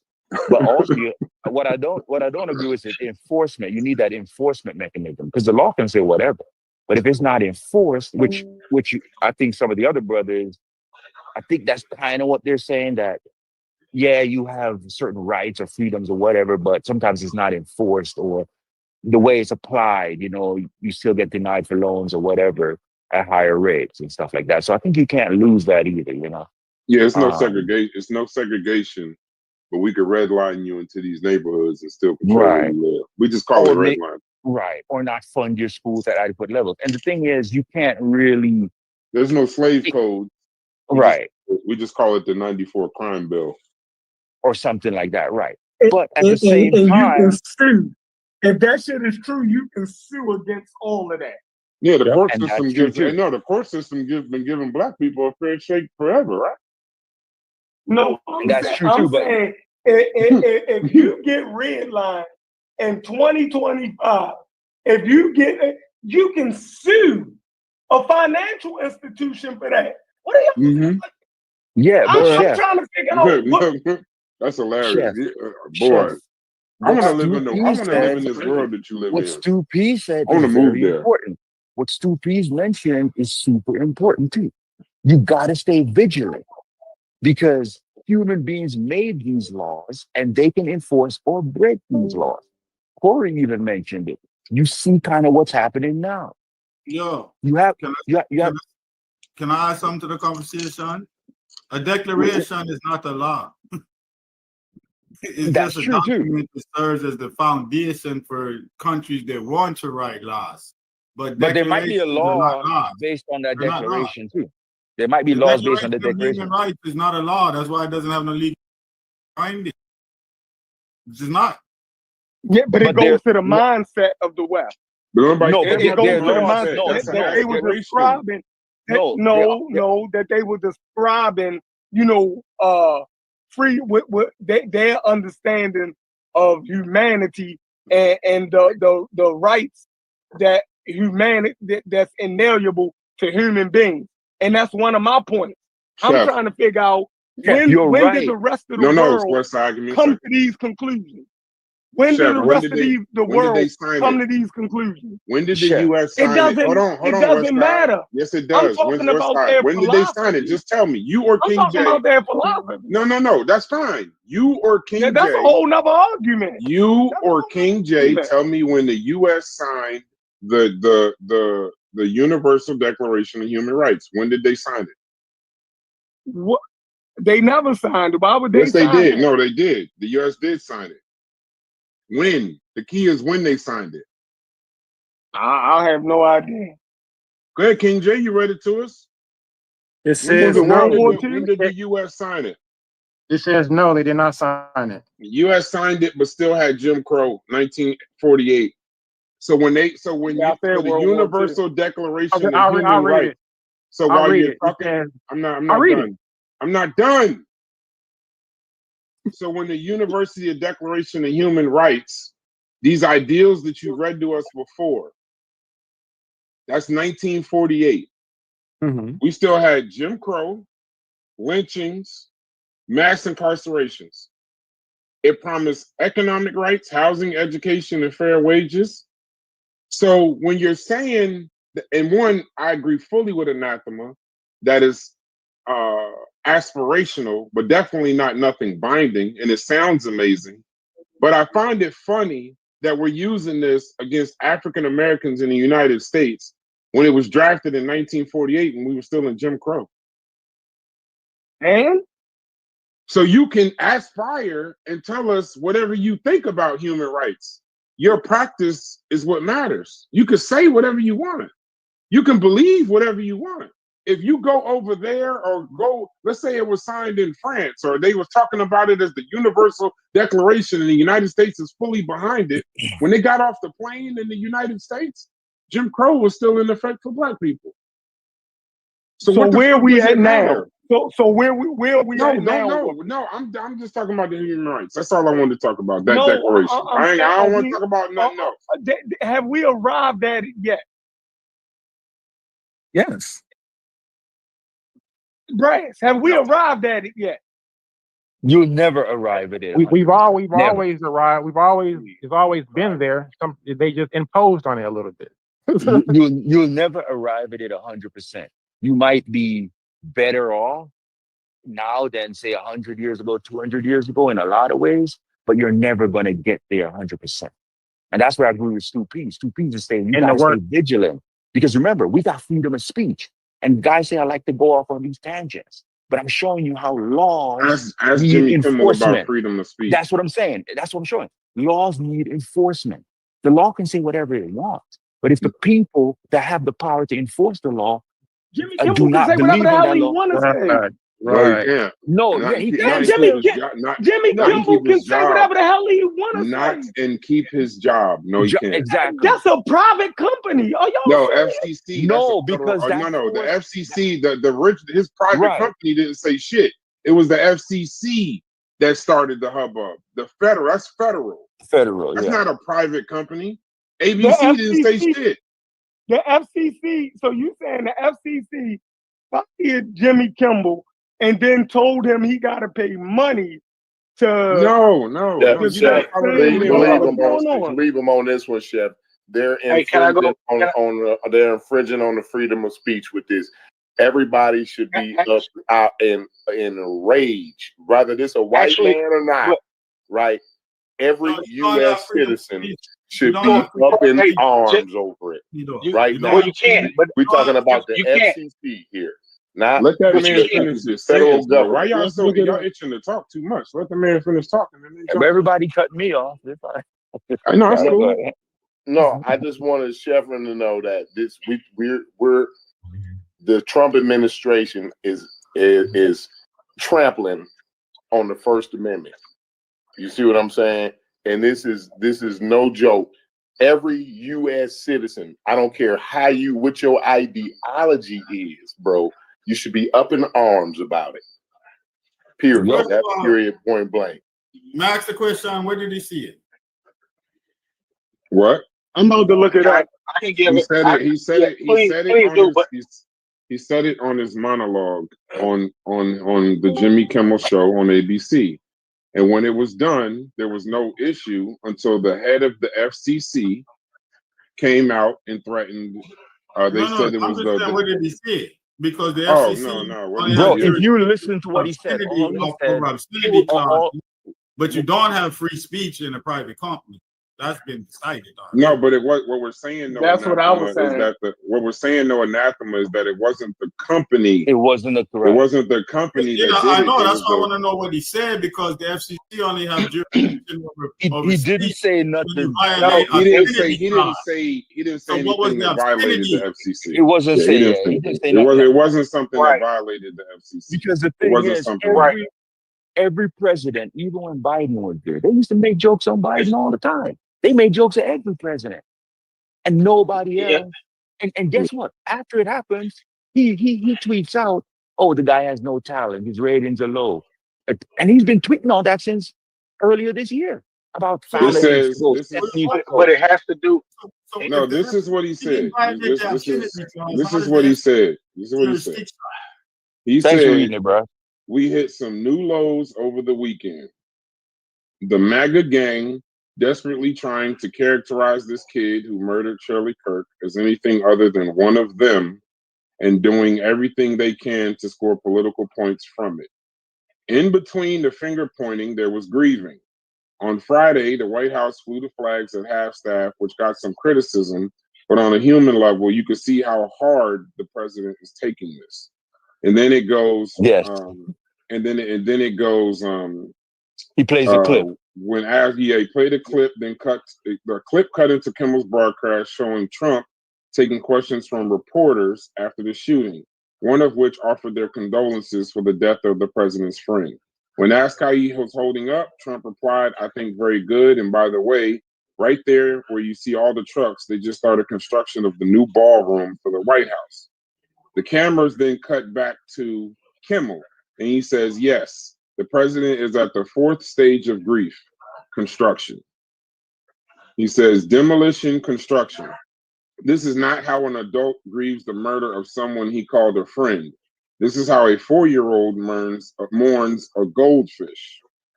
Then he claimed Trump's seemingly nonchalant comments didn't happen just once.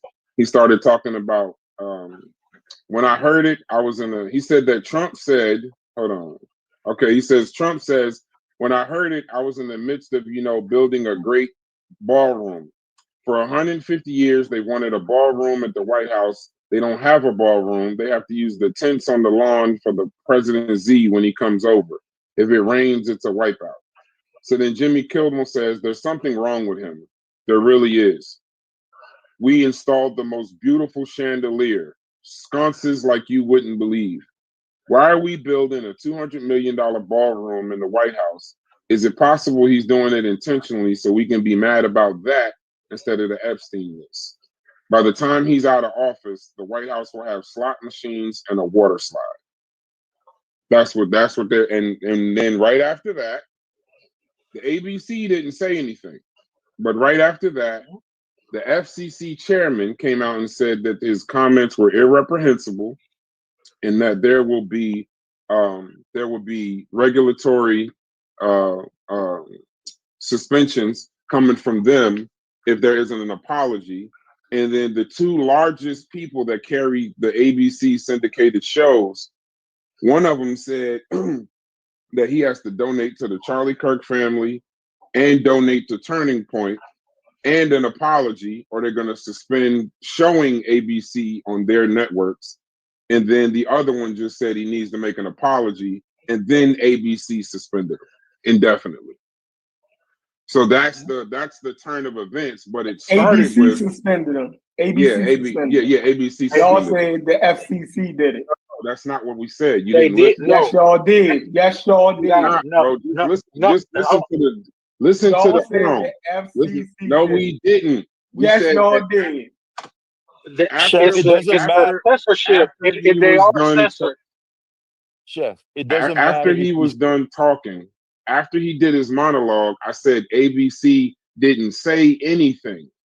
The first critiques came from the FCC chairman. That's a federal. He's the one that said that the comments were the worst he's ever seen, essentially, or heard on TV. And then he threatened regulatory fines. He didn't actually do anything. He just made a statement. Then the I other know I two heard came y'all out. say. Whatever. Chef, You I just want to asked- stay on that. Go ahead, bro. I Go ahead. asked specifically, Chef. did the F Chef. and y'all said that it was the Chef. FCC and it was It was ABC. censorship. Chef, Right. It was it censorship. doesn't. Chef, it Listen, doesn't matter. The It people. doesn't matter. It doesn't matter if we said the FCC or not. In yes, reality, it does. you Yes, no, it does. brother, The brother, people. you got to be able That's to very read important. between the That's lines. very important. Earlier. You got to be able There to are read between companies the who lines. own the censorship. And when the companies when the companies that own weren't going to that they were upset about what was said by Jimmy Kimmel, they made threats to ABC, saying that they were going, just like he just said. Brad just explained it. They made threats to ABC, which made ABC then go and have to suspend Kimmel.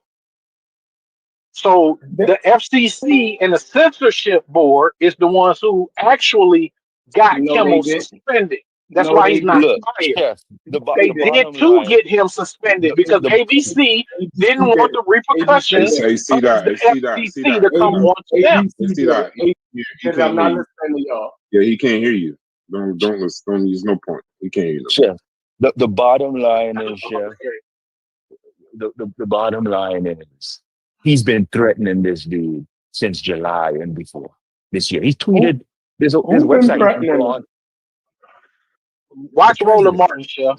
The president been threatening the president. The president been talking crap about this dude from the beginning. Listen, you got to be able to read between the lines. You can't wait for stuff to be spelled out to you. And that's why I said yesterday, politics. That's why I said yesterday, you cannot discount the state. The state is that's why I say politics is the biggest thing that affects your life. It's the number one thing. And you know how you can prove how much power you got as a president? Or especially if you're willing to wield it like our current president wielded it. When he won, the richest guy in the world. Y'all are exhausting. The richest guy in the world. You're calling us exhausting? Yes, y'all are exhausting, yo. The richest guy in the world and all the big tech CEOs went down. It's conspiracy after conspiracy. So but it's not. It's not a conspiracy. On this shit, it's literally reported, bro. Like Roland Martin did a whole show on it. This morning, yesterday. No, AC Dot. So just so we're clear, right? So I said, so to directly answer your question, did ABC say anything before the FCC spoke? No. No. The ABC didn't publicly commit to suspending the show before the federal the FCC chair's criticism. The first quote came from the first. No, it wasn't. It was a threat. Also, it was a threat. Okay. Hold on, stay right there. Hold on. How the suspension actually came about? After Kimmel's comments, ABC did not say anything. FCC chair Brendan Carr warned ABC, Disney, and affiliates that there could be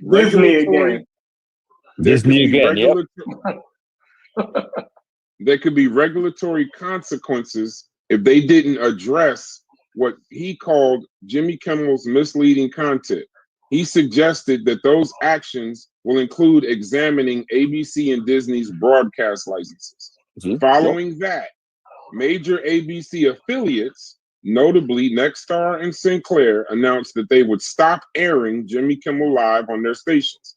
They cited the contents of his remarks and Brendan Carr's statements as offensive and inconsistent with their community standards. Then and only then did ABC Disney suspend the show indefinitely. That's ABC's own decision, like Chef saying, not a direct FCC order. It says why it matters that FCC didn't formally suspend them. The FCC doesn't directly cancel broadcasts or shows. However, its power is more about licensing, regulation, and oversight.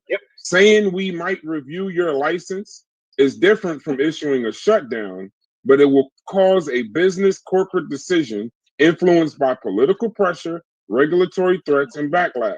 But that doesn't equate correctly to the government or FCC legally suspending them. So Chef is correct. Thank you. Right. But he's the somewhat threat correct. and the threat and the power is still there. But as far as legality and technically, it was ABC that caved to that pressure who finally suspended them. ABC, Right. that was Because of- ABC and Disney. And it was mainly because of the licensing. The people that own the licensing, they actually went on a podcast and was talking about these threats. They were Right. talking about the fact that they were going to require Kimmel to actually apologize and do all the stuff that Brad's talking about. They got on a podcast and said that they didn't just like put this up in art or tell the news or something. No, they got on a podcast and said it out loud. Like, this is what we're going to require. Otherwise, we're going to snatch their license. because ABC doesn't own the license. These people do. These other white corporations own the licensing. So without them giving permission to ABC, then ABC can't do anything anyway because they're using these people's licensing. Yeah, and the FCC regulates the whole thing. And So he didn't even say nothing crazy. And if he can do that, if they can do that to a company as big as a Disney, that means all of us are screwed. Yeah, those companies, yeah, but ABC and Disney ain't no. Let me tell y'all something. If a motherfucker tell you, that's like y'all, we all talk about business owners and this, that, and the other. You could think however much money, what my man say, he was a tattoo guy, whatever. Let the head of the health department. You can say, hey, motherfucker, I'm free, nigga. It's a free world. It's another. Let the health department show up and say, keep talking shit. We're gonna come through this bitch and with a fine comb. Find something. We're gonna run through this bitch with the white. We're gonna give you the white in the restaurants. For those that ain't, if you're in the restaurant business, you'll know what I mean. There's the white glove. We're gonna run through this bitch with the white glove treatment. Basically, give you some shit you can't possibly pass. Yep. And that's that's a threat. But Chef is technically correct because the FCC can't cancel somebody, but they can definitely threaten them. So that way we can move away from conspiracy and at least go into legality. Yeah, they can take away your licensing. Like that's the whole point of the whole thing is that the licensing people are the ones who are threatening him. It wasn't even the ABC or the FCC. It was actually the licensors. So if the licensors say, well, we're not gonna go forward with licensing you to keep putting your product up, then they just hit. So ABC had to make a rough decision. Like, okay, well, he's not gonna apologize. So we just gonna go ahead and suspend him, man, and hope y'all cool with that. And I don't even think it's a tough decision, C-Dot. Because no matter how powerful, universities too. No matter how powerful a motherfucker is, if you from Jersey, I keep saying it, Don Imus was the GOAT. Don Imus was the motherfucking the greatest thing to ever happen to radio at the time. Probably the second most powerful person besides Howard Stern, and he might have been more powerful than Howard Stern. As soon as that motherfucker said nappy headed Negroes, all his power went out the window. Nappy headed hoes. Yeah, nappy headed hoes.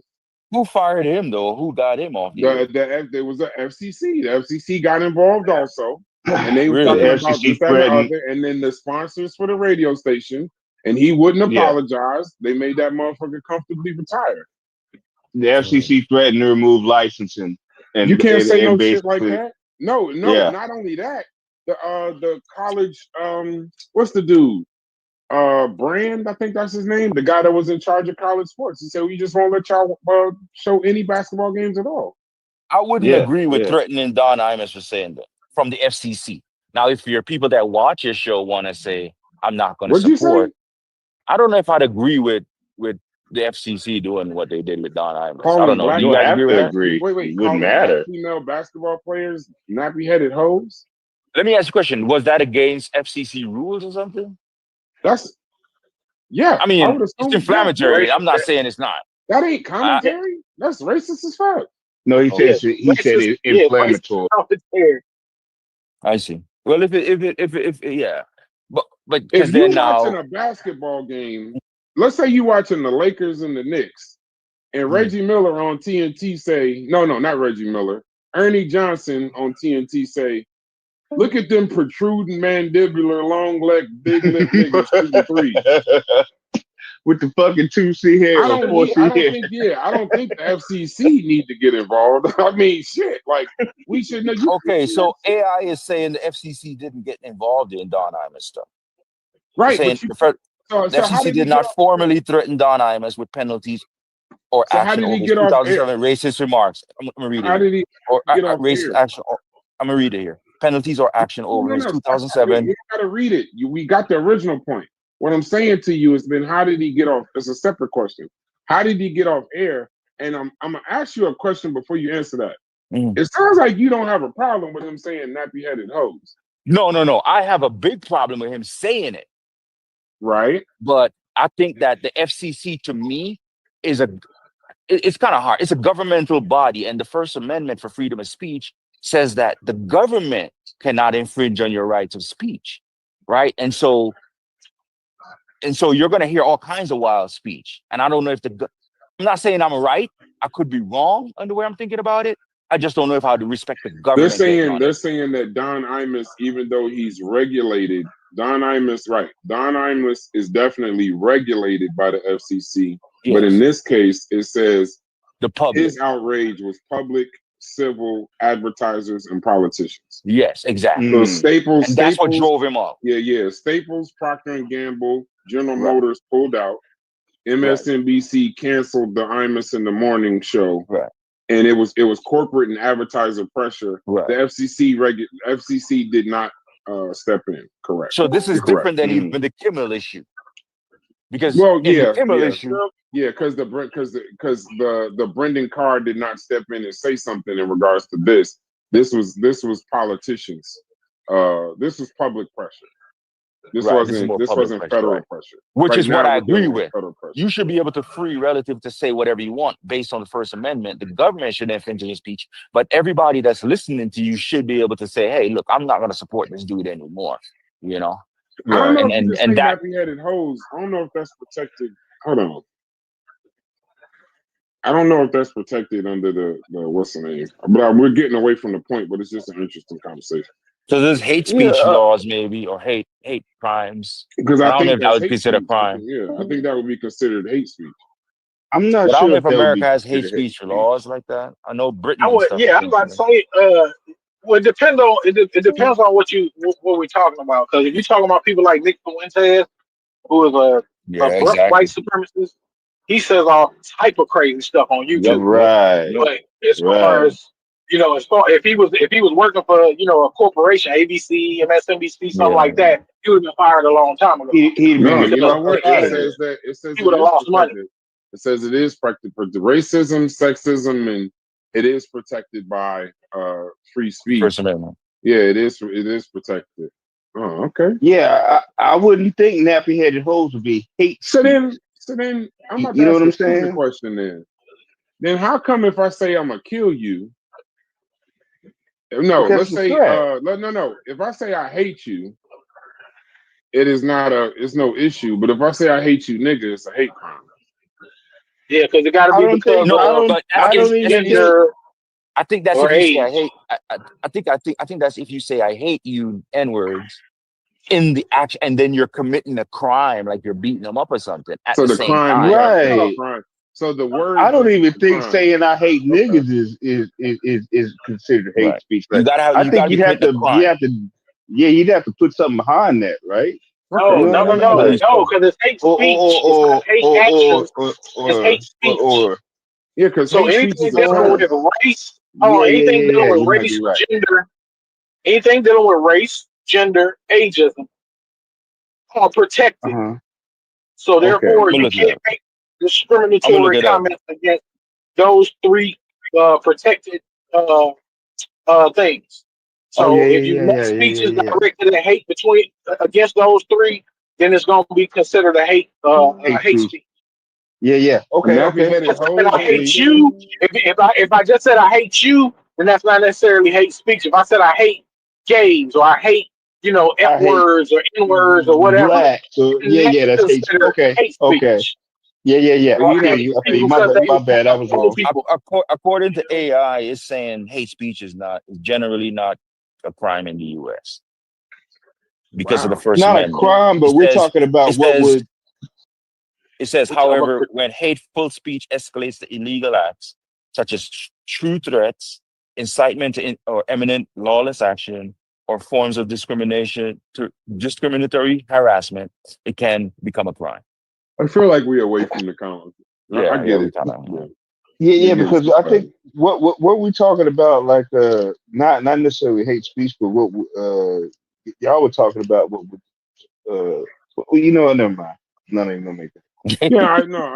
In my opinion, like I said, for me, I'm not ceding any ground. We're standing there. If y'all not ceding any ground, that's cool. We're just not going to agree.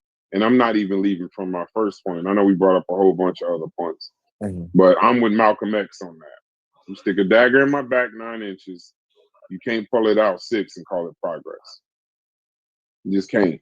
You can't free me from slavery and talk about all declarations of human rights while Jim Crow is going on in your fucking country. I can't hear you when you do that.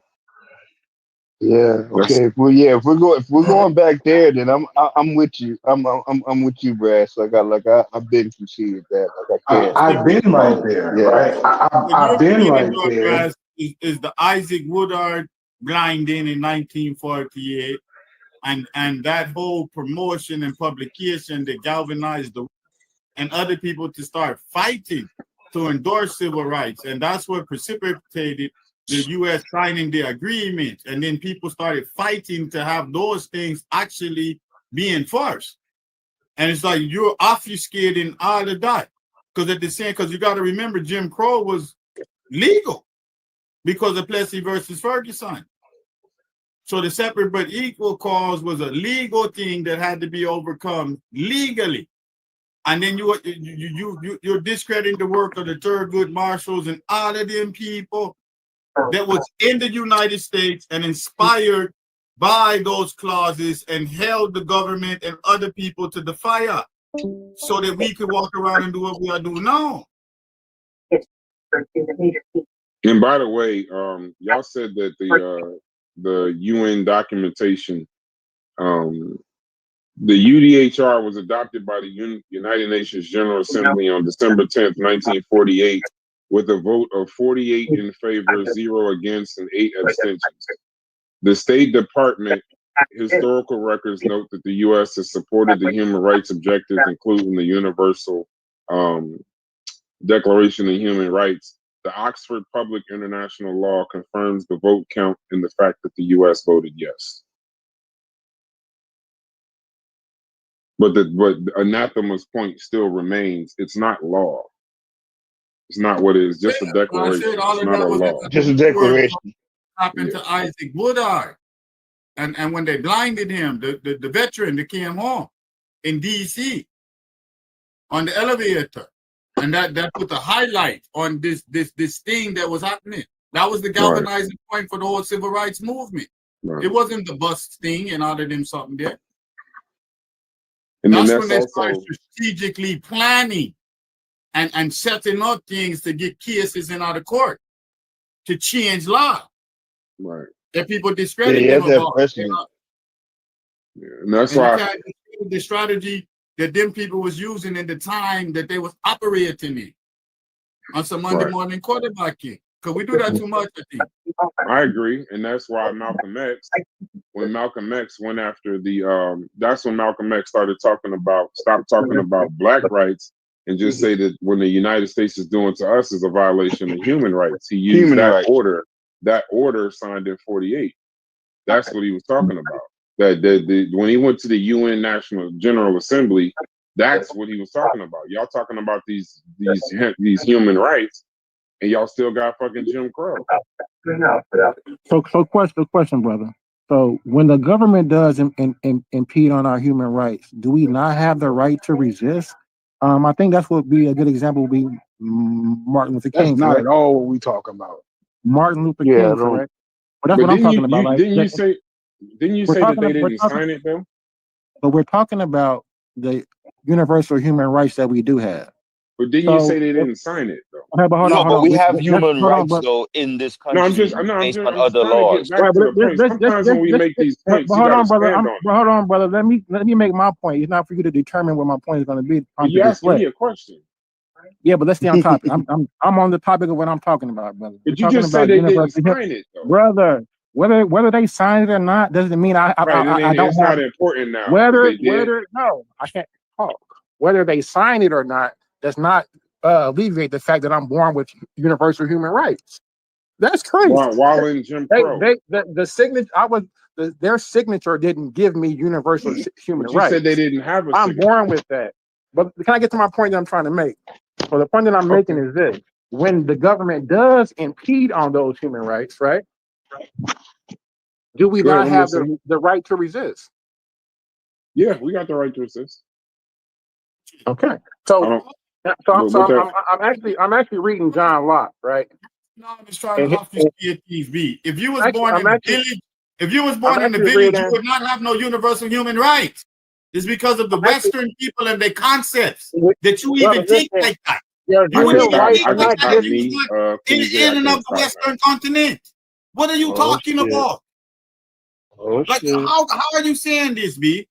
So you telling me an indigenous person thinks about universal human rights? No. You think The thing is anathema. Y'all already know anathema about to do the You come from this Western society. This is Chevron's point. The whole reason you're using that language is because of what they wrote.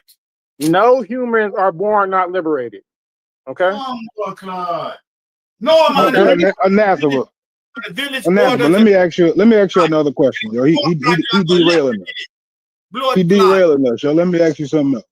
I'm quoting John. Am I making a mistake, right? When I say, like, in order for me to compare something, no, not compare, right? But in order for me to, like, determine that something is either good or bad, like better or worse, you need something to compare it to. You need something to compare it to. Is there a fallacy in this? Like, am I actually? No, I get what you're saying. I've got what you were saying from the beginning, Logic. So yeah, you go ahead. There's a fallacy in it, but we've agreed to disagree. What's that fallacy though? Because I get what he's saying. Just gonna go back into a circle. What is he saying then? Well, because he does need something to compare it to. Like, what is the standard? Compare what to? Speak clear, speak plain. Like I just got into the room. In order to do what, you need to compare it to what? So when Logic was comparing, when he was putting it in reference to liberation, right? Mm-hmm. And free. So in other words, what's the standard? How do we? Because we've all agreed that we're not. Or at least I have, right? I wouldn't agree that we were liberated or that I think we're still controlled, right? But what is the standard for true liberation or true freedom? Is what Logic's been asking, and I think it's a fair question. Like what are we comparing it to? Like what? What does true liberation look like? Is what you're asking. I'm thinking. Yeah, I think it's a fair question. All men are created equal, period, in sentence. Okay. Not unless you're locked up. We all have the right to the pursuit. It's slavery ends, not slave codes, Jim Crow, and Reconstruction. And to give you credit, Brass, I think you get said civil that rights. before. I've said that 1,000 times. You get civil rights in 1965, and you also give us the economic rights that you knew you weren't giving us. Yeah, so I think you make sure that when you do crime bills, you don't send niggas away for a speck of crack cocaine when another motherfucker could do a kilo of coke and get 5 years before a speck of crack cocaine. I get the motherfucker go in for jail for 30 years. Man, we punish both of y'all though, and then also with the protests, right? Because he makes a very good point.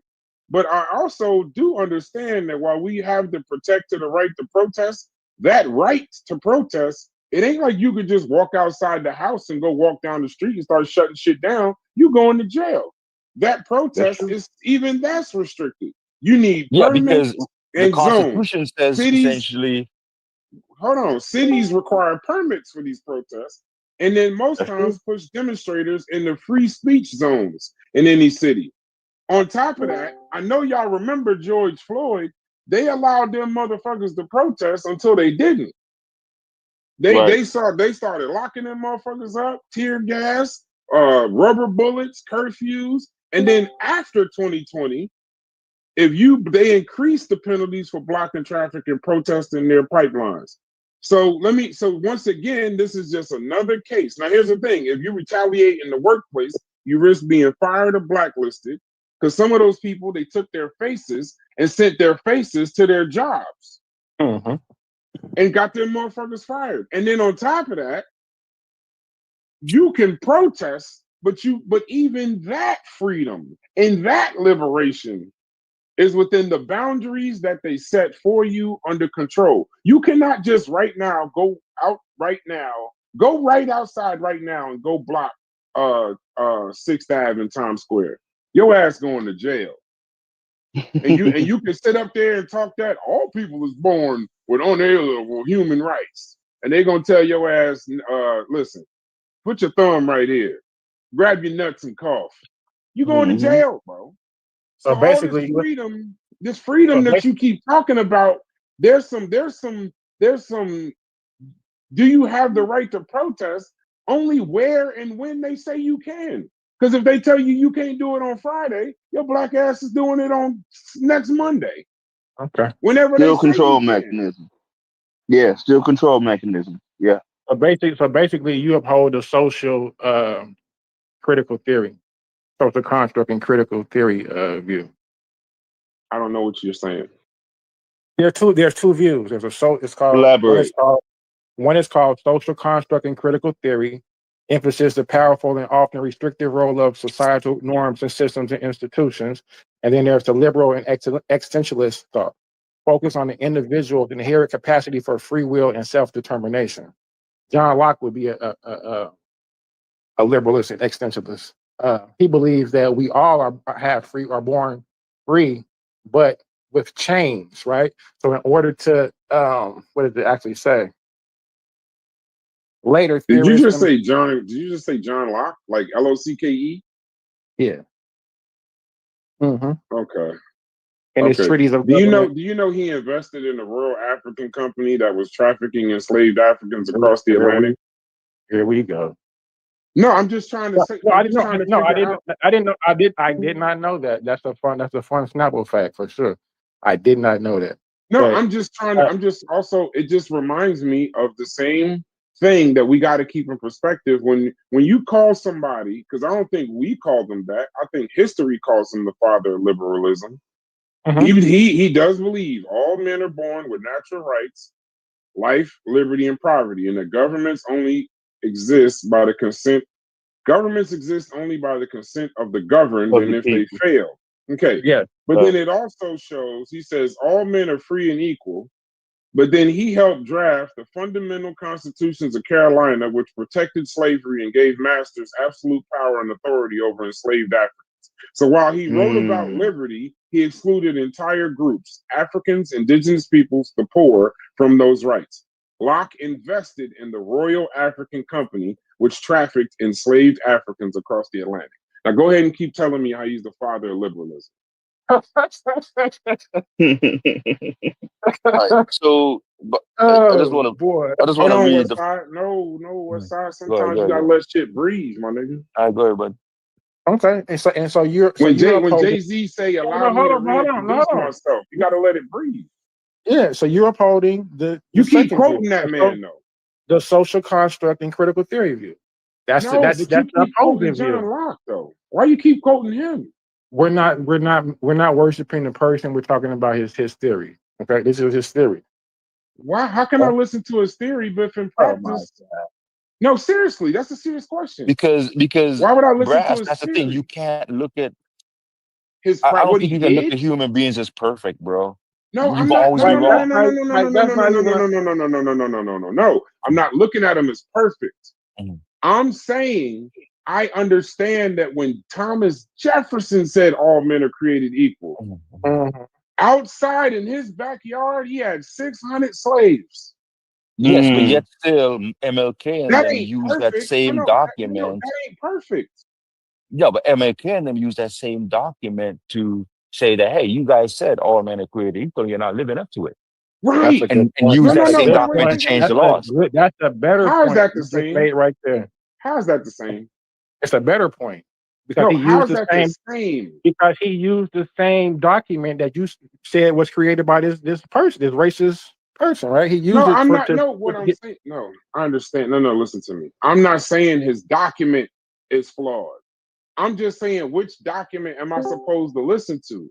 The Constitution he wrote for South Carolina that said African people, indigenous people should still be slaves, and in the same voice, it's listen. You wasn't here for this, King J. So let's be clear. I'm not ever saying that they haven't done something, did an act, wrote a document, talked some shit, and called it liberation. I'm just saying that while they were doing it or writing it, they either put us into a different form of slavery or oppression, while saying and doing something completely opposite, bro. So I'm not. Maybe I'm not talking. The reason why this seems confusing to you is because you probably wasn't here when I said that. But my point is, while John Locke, on one hand, is the document that we use to get out, right? So right now, this is the crux of our argument. John Locke. He is literally what Chef is talking about. Have a good one. We would call Locke a champion of human rights and a liberator. But in the same vein, we would look past the fact that he invested in the Royal African Trading Company and wrote a constitution in South Carolina to make sure that the ability for them to have slaves was protected. So I'm trying to, it's very difficult for me to look at him as a liberator. When I look at his actions. From yesterday, I was Before not. You give me a counterpoint, do you understand what I'm saying? I understand what you're saying. You're not looking at the liberators because they did some effed up shit. During the time they were. You keep minimizing it. Don't minimize it. Say what he did. Westside. Okay, they had slaves. Thomas Jefferson had slaves. Washington 600. had slaves. All this stuff. I get your point. I get your point. What you got to do though is, let's say you were building a society right now, right? Could you take that document, that idea, and build a society without all that stuff that works and functions well? Like so many societies have done. If all men are created equal, yes. If all men, if we could remove these biases and remove the hypocrisies of all men being created equal, and actually say all men are created equal, I think any one of us could build a society in and amongst that, and then we'd have what King J is talking about. That when you are born, you're born with inalienable human rights. That you can get up and just go protest. You can get up and do whatever it is that you want to do in this world. Like King J makes an amazing point. It's just most people don't understand the minutia. You cannot go live. I want y'all all to hit the lottery and go try to live wherever you want to live. You can't do it. We talk about business owners. I'm in realty. Your money does not determine 100%. If there are neighborhoods that no matter how much fucking money you make, white, black, or otherwise, you ain't moving there with them. And they'll make it happen. Ask Sylvester Stallone and them when they tried to move with that new Hollywood money, tried to move. Now we're going to talk about some white rich people good problems, or European good people good problems, or just black, rich people problems. Let's go. They can't just go live wherever the fuck they want to live, bro. They will do petitions. They'll shut that shit down. So this ain't just a black thing. I'm not only talking about, we're talking about human rights. So yes, they redline us, but I'm tired of talking about it. Ask a motherfucker that's rich, can he just go buy a house anywhere where you want to live? And that's not true. Right. That's not true. Not in these United States. They'll gate that fucking community. They'll write a petition that you can't live there. They'll do all kind of shit. Why do you think they have HOAs and shit that determine that kind of shit? Like that's not reality. You can't just go and do whatever the fuck it is that you want to do. Now you can go do it. You can go try. You have the freedom to try and be a American citizen, but it's still gonna be determined by some people outside of your power, and color and money don't got nothing to do with it. So I understand King J. I completely do. But if King J if he protested during George Floyd, in King J's face, they were able to pull that shit off of a drone, and they sent that to the health board or whatever city that he's in, that health board can most certainly come in that motherfucker and shut him down. Yep. You gone. But that's the thing, Brass. Because you have a right, because the argument people make that rights also have responsibilities, right? A right comes with a responsibility, right? True. And King J should be able to protest. He shouldn't have to worry things about aren't 100%. Right? It's not 100%. King J, I'm not looking for 100%. King J should be able to protest without having to worry about losing his motherfucking profession. And this is the other thing. Now, That is true. I agree with that. And the other thing is, the First Amendment says that you have the right to peaceably protest, right? And so if you're committing a crime while protesting, that's another thing. But you can really go on any corner pretty much and just stand with a plaque, and that's protesting. No, see what I'm you saying? can't. Bro, I just seen it the other day. You can go walk across the street, stand on a You don't corner, no, as long bro. as you're not blocking traffic or something You like can't. that. You can don't own stand the there. yo. You know what a cop will tell you in a heartbeat. I don't know where y'all from, but I know where I'm from. A cop in a heartbeat. Because remember, I do this. I do this, bro. The mayor. Ask Ross Baraka, the mayor of Newark, who got arrested trying to go into an ICE facility in the city that he governed. I saw that video, but I'm saying that you're living in. I ain't seen right now. We're living in a different paradigm in a sense, right? if it was a different government running the thing, maybe he could have stood there and do whatever. It wouldn't have been as detrimental. You know what I mean? But now we're living in a different paradigm because you have people that don't care about some of these laws and these rules. The They just mayor wanted to do what they can't want to do. go somewhere Yeah, in no, his no, own no. Hey, West city, Side, West bro. Side, West Side. When they in Did you 17, hear what he you just go said? backwards to 1776, so you can go to today in 2025. Even when they wrote in 1776 that all men was created equal, that ain't nothing but Western liberty, because it's not a universal thing. Liberty, But remember, okay, let's do universal. this. Let me ask you a question. Let's do this. Let's not think of how black people were affected at that time and the hypocrisy dealing with black folks. What about the hypocrisy dealing with even white folks at that time? All men are created equal, but yet still all men couldn't vote at that time. You see what I'm saying? I'm about to be kind of ignorant, but I'm just not gonna curse. I don't have the energy to be concerned about white people in 1776. I just don't. No, I mean, I know you want to. I know what you're trying to do, and I don't have a problem with that. But it's kind of like me feeling bad for Charlie Kirk right now. No, Like, it's I not. don't really. Yeah, It's not saying feeling bad. Okay. It's just to show that when you're dealing with human beings, hypocrisy always exists. You cannot get away from it. You can't.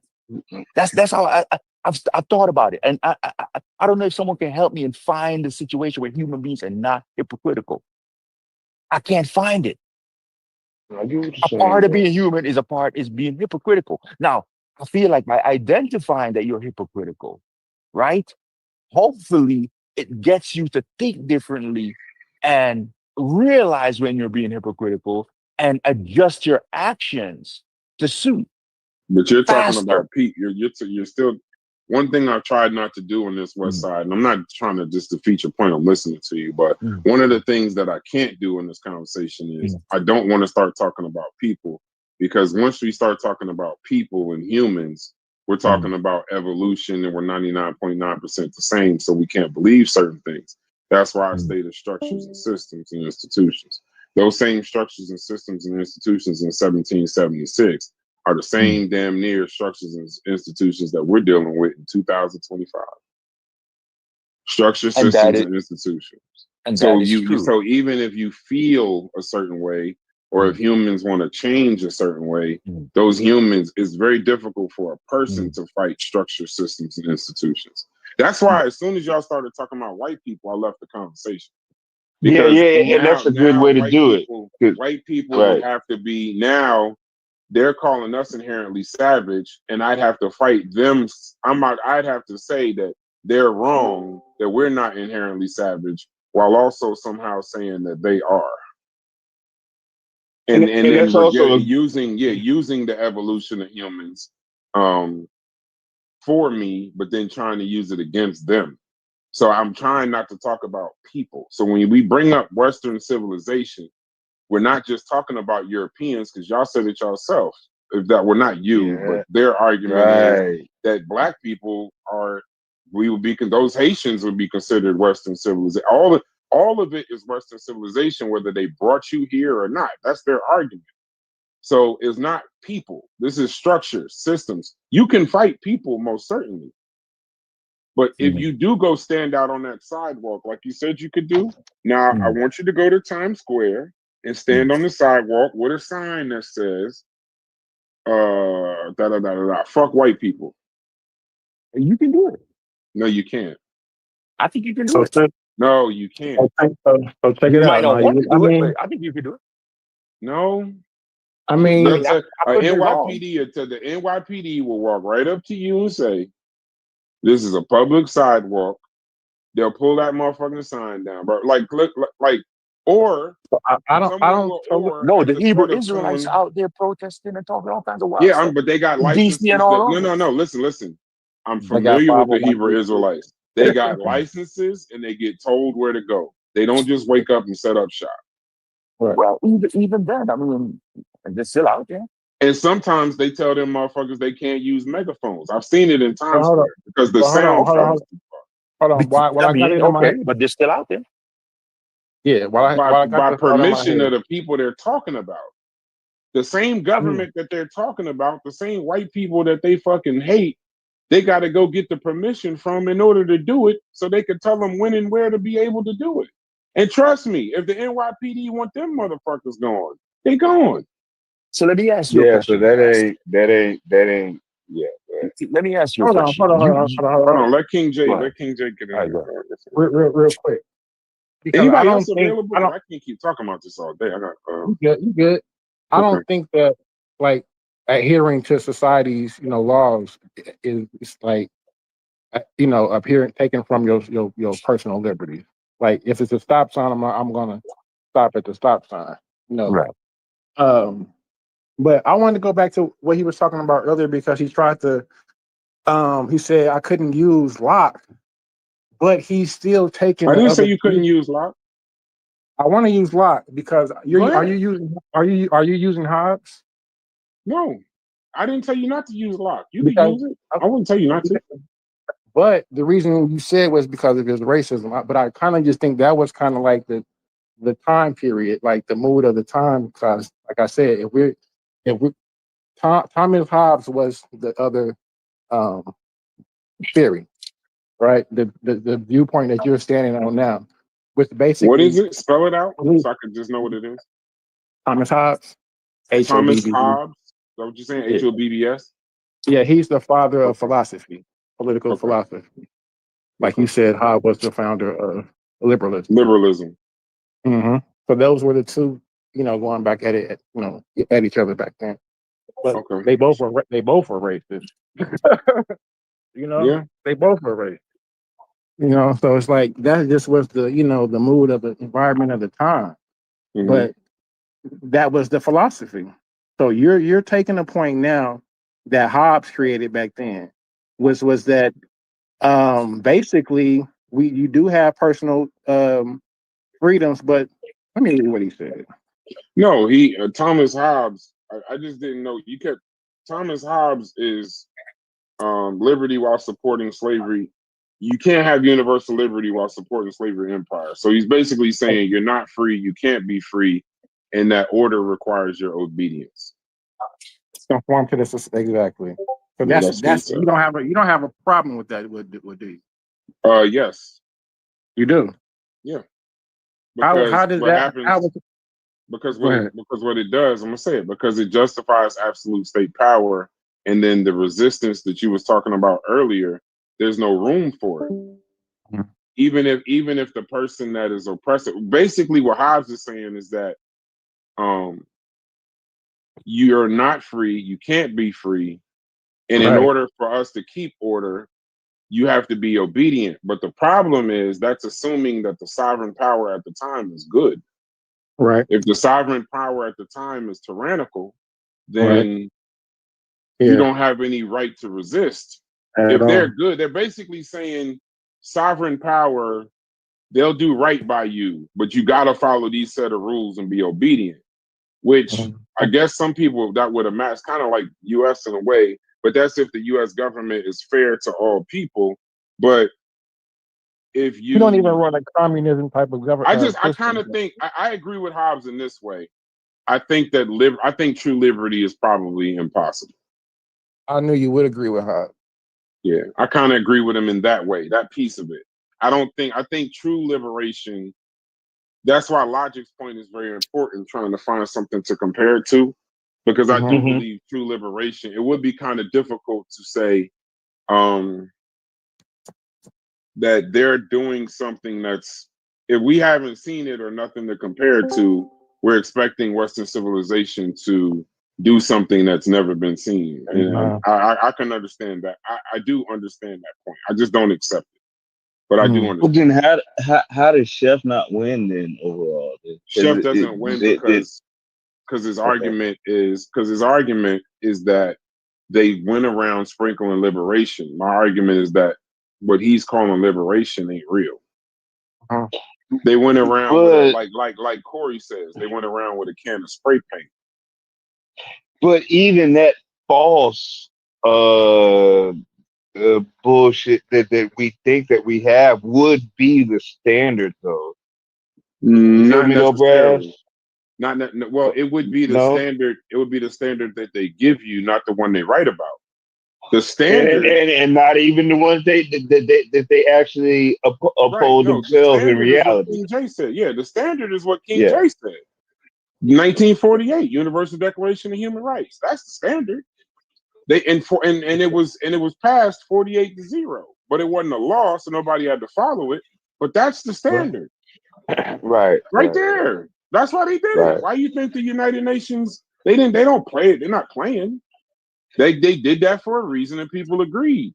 But while they did it in 1948, niggas was in Jim Crow in Georgia and Alabama. Right. While the U.S. is up at the fucking shucking and jiving, talking about this is how all people should be. They've constantly, Chef's argument can never work because you'd have to accept what they're giving you as liberation. And I'm kind of like C-Dot on that point. I don't think I can get my liberation from the motherfucker that enslaved me in the first place. Yeah, I can't argue with C-Dot. I think C-Dot. And think about this also. You can think about this also. I want to just use this as a thought process. That America knew what liberation was. That's how we got Liberia in Africa, because they understood what real liberation would be, and that would be us returning to where we could go somewhere and make our own decisions and live life based on our own destiny. Right. So they knew what the idea of true liberation was. That's why they had. You know how else I think they knew, C-Dot? You know how else I think they knew? The 13 colonies. When they got away from their own shit. They was able to write their own constitution and able to write their own shit.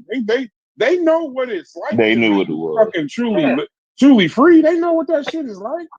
They know what it. They also know what it takes. They achieved. Yeah, exactly. The 13 colonies on the what is that? Jamestown, Virginia, 1600s. They know what liberty looks like. And so when they had to take it from somebody else. And that would kill, and then so Chef would have a problem right there, because it's like, yeah, they knew what it was, and so they came over here and they did it, and then they still kept us fucked up. So like, you know what I'm saying, Chef? Like that's problematic. But you're not trying to make it a white and black thing. So then again, I guess. But you know what's funny about that? Yeah, though? He's gonna wiggle out of that. Talking. Give me 1 second, Logic. You know what's funny about that, Smalls and Logic? Is motherfucking. That's so we would call that being championing human rights. The Western civilization taking it from the Western civilization. Right. That's hilarious. That's the colonies fighting the British. So you can't. America, even at its inception, knows what it is.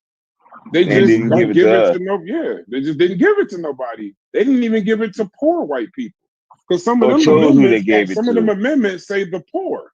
They put the poor right next to black people. They chose who to give it to. Yeah. Hey, I got one quick question, right? And I'm gonna jump down, but I won't.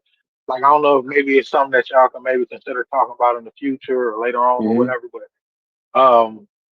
the idea of propaganda. Like, I think that propaganda has been extremely effective for like any successful nation. in order to thrive. Propaganda has probably been at the top of the list in order to progress a nation. So, like, do y'all think that there's any type of way that Black people could, study propaganda more in order to create and, possibly take advantage of that whole mindset of creating and spreading our own propaganda? Oh man, that's a good one. I know that's way off topic. And that's No, what no, I no, said. no. Y'all It can ain't no. talk about later. That's a thought provoking.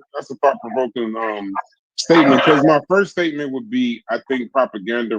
I think in order for propaganda to be effective, it either needs a groundswell or some kind of power.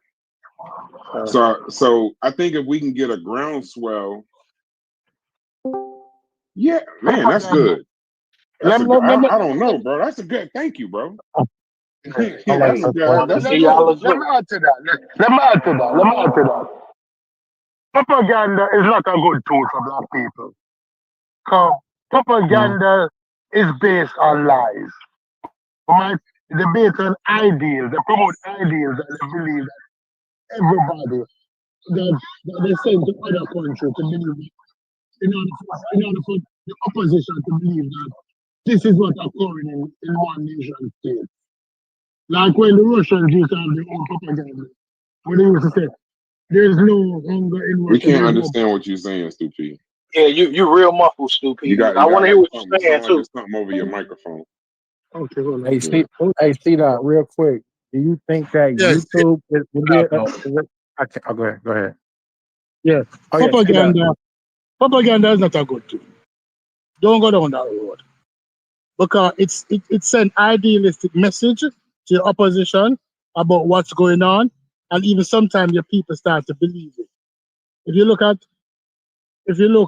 Rwanda, if you look at Germany, if you look at Russia, even if you look at America, like I was telling Majasi the other day that the 1984 Olympics I was held in Los Angeles was one of America's biggest propaganda, where they sell this thing to the world that everything was good, that equality existed in America, that everybody is equal, and it wasn't true. It wasn't true. It wasn't true. The truth hurts, but the truth is the best thing people can have, not a lie. Because when you had all of those Black athletes in America at the Olympics, and all of them was they was pushing up the Flo Joes, and they were pushing up the Carl Lewis, and they was pushing up all of these people, the Sugar Ray Leonard, and they were being used in the Just Say No ads, not realizing that the same Just Say No ads that Nancy Reagan was promoting, her husband was at the same time. The Noriega drugs for gun deal was what was going on. So they're selling you something in front of your face, while they're selling a lie in front of your face while doing something else to break it down behind your back. So I don't believe in propaganda use. That's my standard.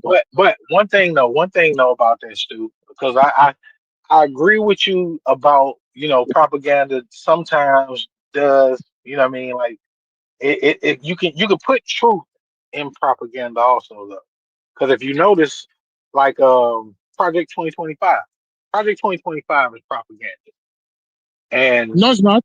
That's not. Is it propaganda? I'm that's what I'm saying. I'm gonna give it to you. You know what I'm saying? Because it's a lot of if you read it, it's a lot of fluff in it. You know what I'm saying? It's a lot of fluff, which is why a lot of people got fooled. Of course, you know what I mean. A lot of them just wanted to believe that shit. That it was just the fluff parts to it. They didn't want to hear none of the how it actually would affect. You know what I mean? Like different people or whatnot.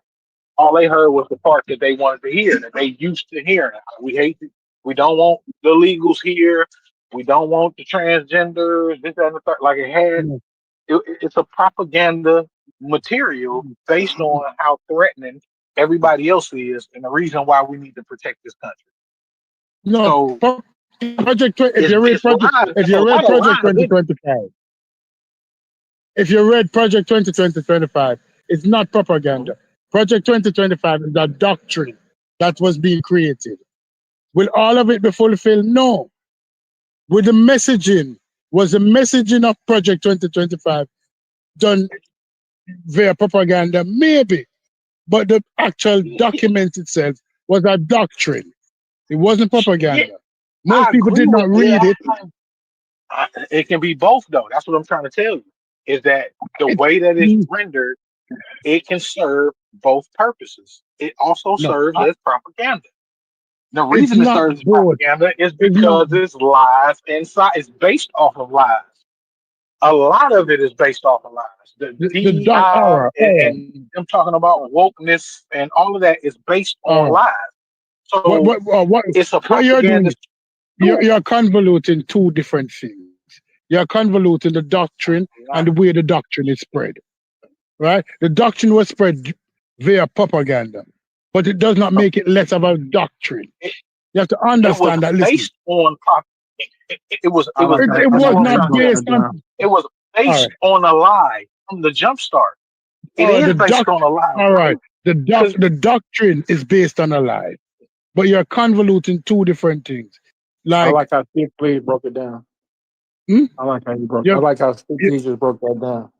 Right, it's doctrine. But how I spread the doctrine, I use propaganda to spread my doctrine. That's normal dictatorship 101 every day. First formulate the doctrine, then use propaganda to spread your doctrine. Some people are not going to believe it because it's too fantastical. Most people didn't believe Project 25, Brass, because Brass couldn't believe that educated people actually think that this thing is real until him realize how they're trying to implement it. Yeah, but it's not propaganda. The doctrine is not propaganda. How they're spreading the doctrine, they're using the tools of propaganda to spread the doctrine. But doctrine and propaganda is two different things. Your doctrine comes first in all things. So if you say black people need to develop their own doctrine, like Brass would say that, the doctrine was to listen. First thing first, we all need to understand money. That would be one of Brass first thing he put in his doctrine. Understanding of money, how money will work to improve our standing as a black nation. Right? The second thing now, Chef would say, we need to eliminate black on black crime. Right? The third thing, Corey would say that we need to kill some of these niggers who don't have any sense. And Stupids would second him on that. And the fourth thing now, you say establish a doctrine first. After you establish a doctrine now, you go throughout the community and you spread the propaganda to say white folks, we're going to use white folks are genetically evil and vicious. That is why we have to use our own doctrine. So that is the propaganda that we're going to spread in order to enhance our doctrine. 2025, Project 2025 is a doctrine. And they use propaganda as a tool to spread it. I kind of agree with C-Dot now, though, because now what you just said was what C-Dot made sense. If the doctrine, the intent behind it was already evil, you know what I'm saying? Now we're just finding ways to market it to the people. Is it going to be that propaganda is marketing? You're right. Propaganda is marketing. Right. So that's what I'm saying. I'm glad you broke it down. Like I'm not upset with the way you broke it down or none of that, because I agree with you. First you have to formulate the doctrine. So when we come in this room and sometimes Brass is saying something, Brass not putting it the way because Brass don't like the word doctrine. But Brass want to tell us, listen, we need to formulate our own ideas, put them in writing, and distribute them among ourselves. That's a doctrine. Black people need a doctrine. We don't have a doctrine now in the United States. All of us stand on. How do you spread? Based on methods to improve our standings in society. How do you effectively spread the doctrine? That's you have to have the doctrine first. We have a doctrine. I don't know if Brass is still here or not, but that's what Dr. Ben is. Right? Yeah. That's what Francis Cress Wilson is. Right. You formulate a doctrine first, and then use the propaganda of Francis Cress Wilson to promote your doctrine. Right? So we're going to use all of these tools that we had. Everybody who said the white man is the devil, that was propaganda in order for the NY to sell the doctrine of black solidarity. That's why they use the propaganda of the white man is the devil to sell the doctrine. So the doctrine is integral to your development. Do you have a doctrine? Propaganda can't be that bad. Then. If it works, then it can't be that horrible of a tool. So No, but if you when you no, say we shouldn't use it, and it works, it is a shouldn't we horrible use something tool. that works? No, it is a horrible tool because if your doctrine is sound, and copacetic, you don't need a lie to sell it. Why would I need a lie of Francis Wilson to say that white people is genetically evil to sell a doctrine? Propaganda is not just about, but propaganda is not just about the lie. Like I said, you can add truth into the propaganda. Yes, the propaganda is not just about telling lies. It's actually about it's just about the spread of the information. So when you talk about things like Maoism or whatever in China and shit like that, like all that stuff is based on propaganda. All that stuff had to spread through propaganda. So what I'm saying is propaganda can be used effectively in a positive way in order to get people on the same page. That's all I'm saying. It's proven in history that it can be used in order to get people on the same page in a positive way. So I think that it could be effective for Black people, especially depending on how we use it. If we control the media. I think our problem is we don't control the outlets. So we are getting. We even got to create more outlets. You know what I'm saying? Like that's one of our biggest issues is that we need more representation and we need more truth telling in the media. So what do you it think needs to about be coming YouTube? from us. What do you think about YouTube and its ability to create new content creators and maybe like what do you think about? Is that a propaganda tool like social media? Yeah, social media in general. Yeah, definitely. Social media in general, AI, the use of AI, learning how to use it and all that type of stuff. All of these things could be used as tools. So question, if you think that if we as Black people figured out how to use it for our benefit, you think they'll just shut the shit down? You know what I'm saying? Like we figured out how. But that's why I say we need to study it. You know what I'm saying? Because I'm not even 100% on how to use it. I've just recently been studying and it was like, yo, like why don't our propaganda movements ever go? You know what I'm saying? Like why don't it ever maximize? So that's what I've been reaching into.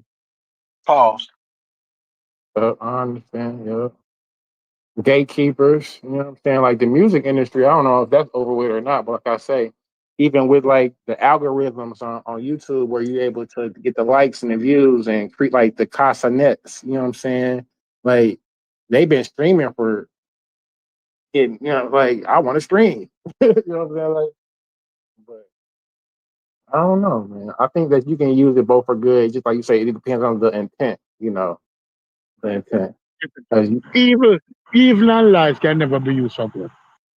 Don't let anybody ever tell you that. Because they have a tendency to corrupt the truth. Because men without integrity are those men that will spread evils and lies. And if you put men without integrity into position of power to help you spread your message will eventually become corrupt. Because men with integrity will not be spreading evils and lies. No. Think about it. It might start out with good intentions. Them said the road to hell is paved with good intentions. But Stu Pease, aren't you general? Did you just say don't trust anyone online? Is that what you just said? No. That is true. I didn't say that. I didn't exactly say that, but that is true. Okay. You have to always, when people online come to you, right, and especially people with millions of subscribers, you have to ask yourself, how did they attain those millions of subscribers? Who was backing them? How they get into YouTube algorithms? Is it that they want Kai Cenat online because he act like a buffoon?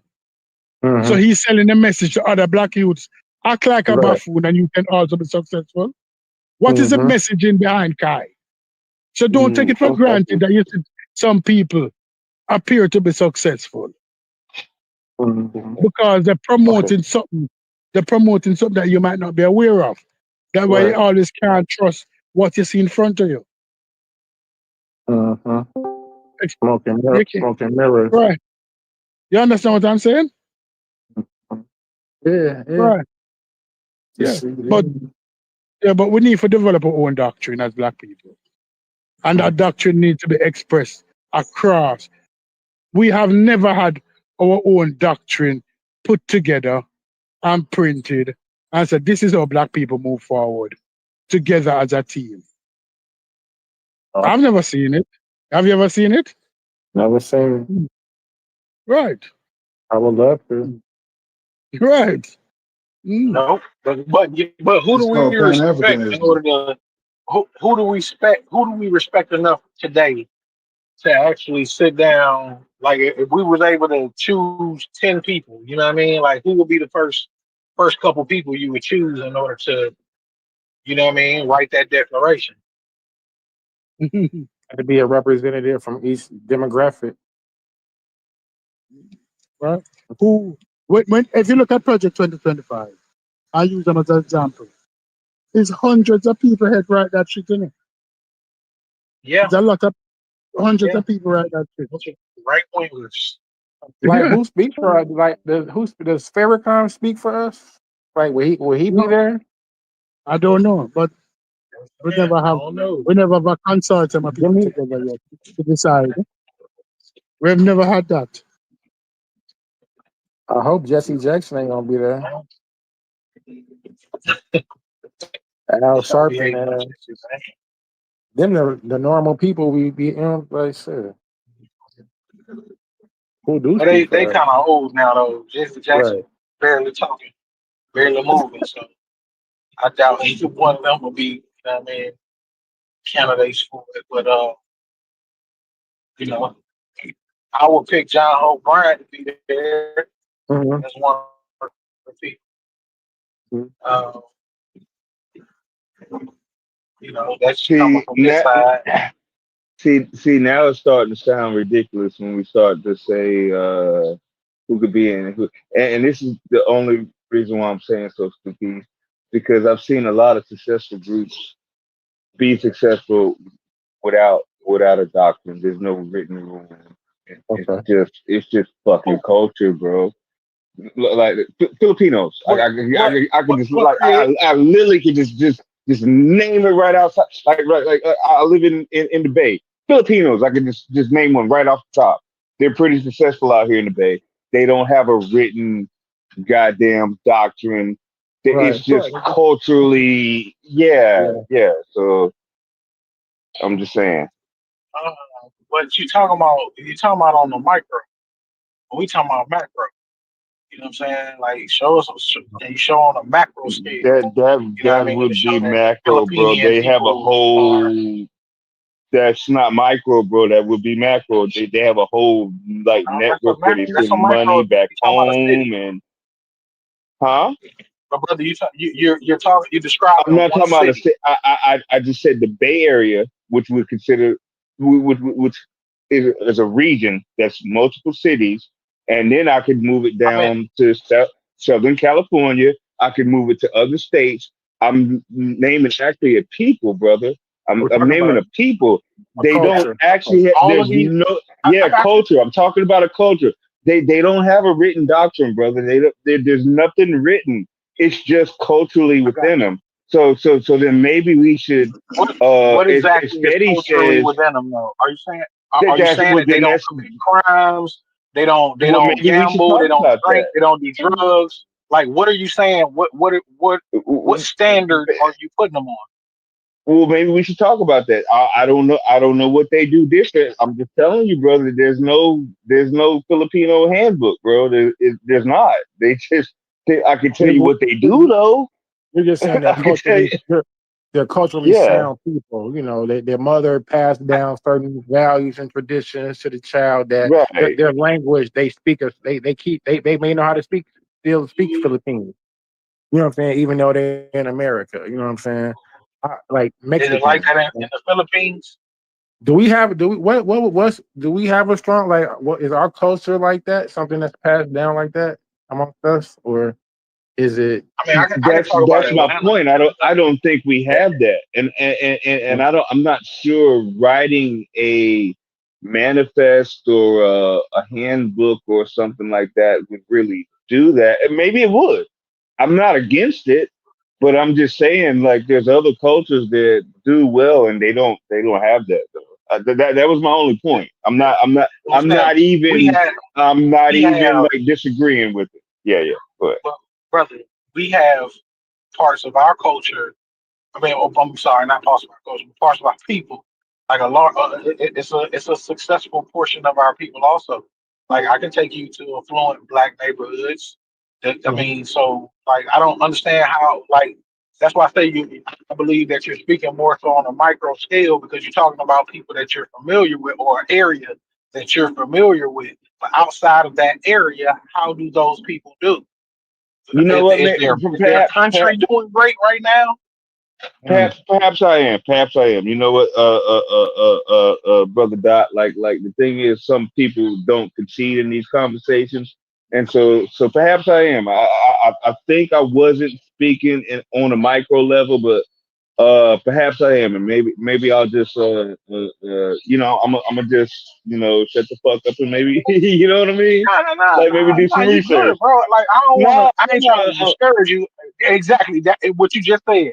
You would do some research. Do some research. Yeah, that's what I'm saying. Research, and that's the only reason I asked you is because to make a comment like that would mean like okay, well what's going on with the Filipino people as a whole. So I was like, okay, and I don't. That's why I'm asking questions. So okay. Yeah, I don't. I do in a sense that I know about what they tell me, but like in other words, like I've never been to the Philippines. Are you married to a Filipino woman? I'm not married to no, I'm not married to a Filipino woman. I just have if you're from the Bay, you know I literally just pointed out one. Like I could name the Indians, I could name like in other words, where there's no written sort of thing, but they you know what I'm saying? It's culture. I think there's some things that we need to look at within our culture. And it's the things that Betty says and he gets killed for. But I think he's right. There's some culturally there are some things that we might want to take a look at that might benefit us. And that's a good question. That's a good question. That's a good question, Doc. That's a good question. Like, what is even our culture? Like, that's good question. Like, I wouldn't even know how to even answer that. You know what I mean? Like, because I can't. Because I feel like even as I'm talking, I'm blanketing people. And I think the reason why Fetty gets killed on that point is because not everyone fits in that sort of thing. Not everyone drills or is into the young nigga bullshit. And some people just get up and go to work and just fucking. You see what I'm saying? So that's what I'm saying. I wouldn't even know. Would you agree that a lot of those issues are amongst our adolescents, like amongst our kids, anywhere from absolutely from 13 not 12, right 25? Not I would think not past that. Yeah.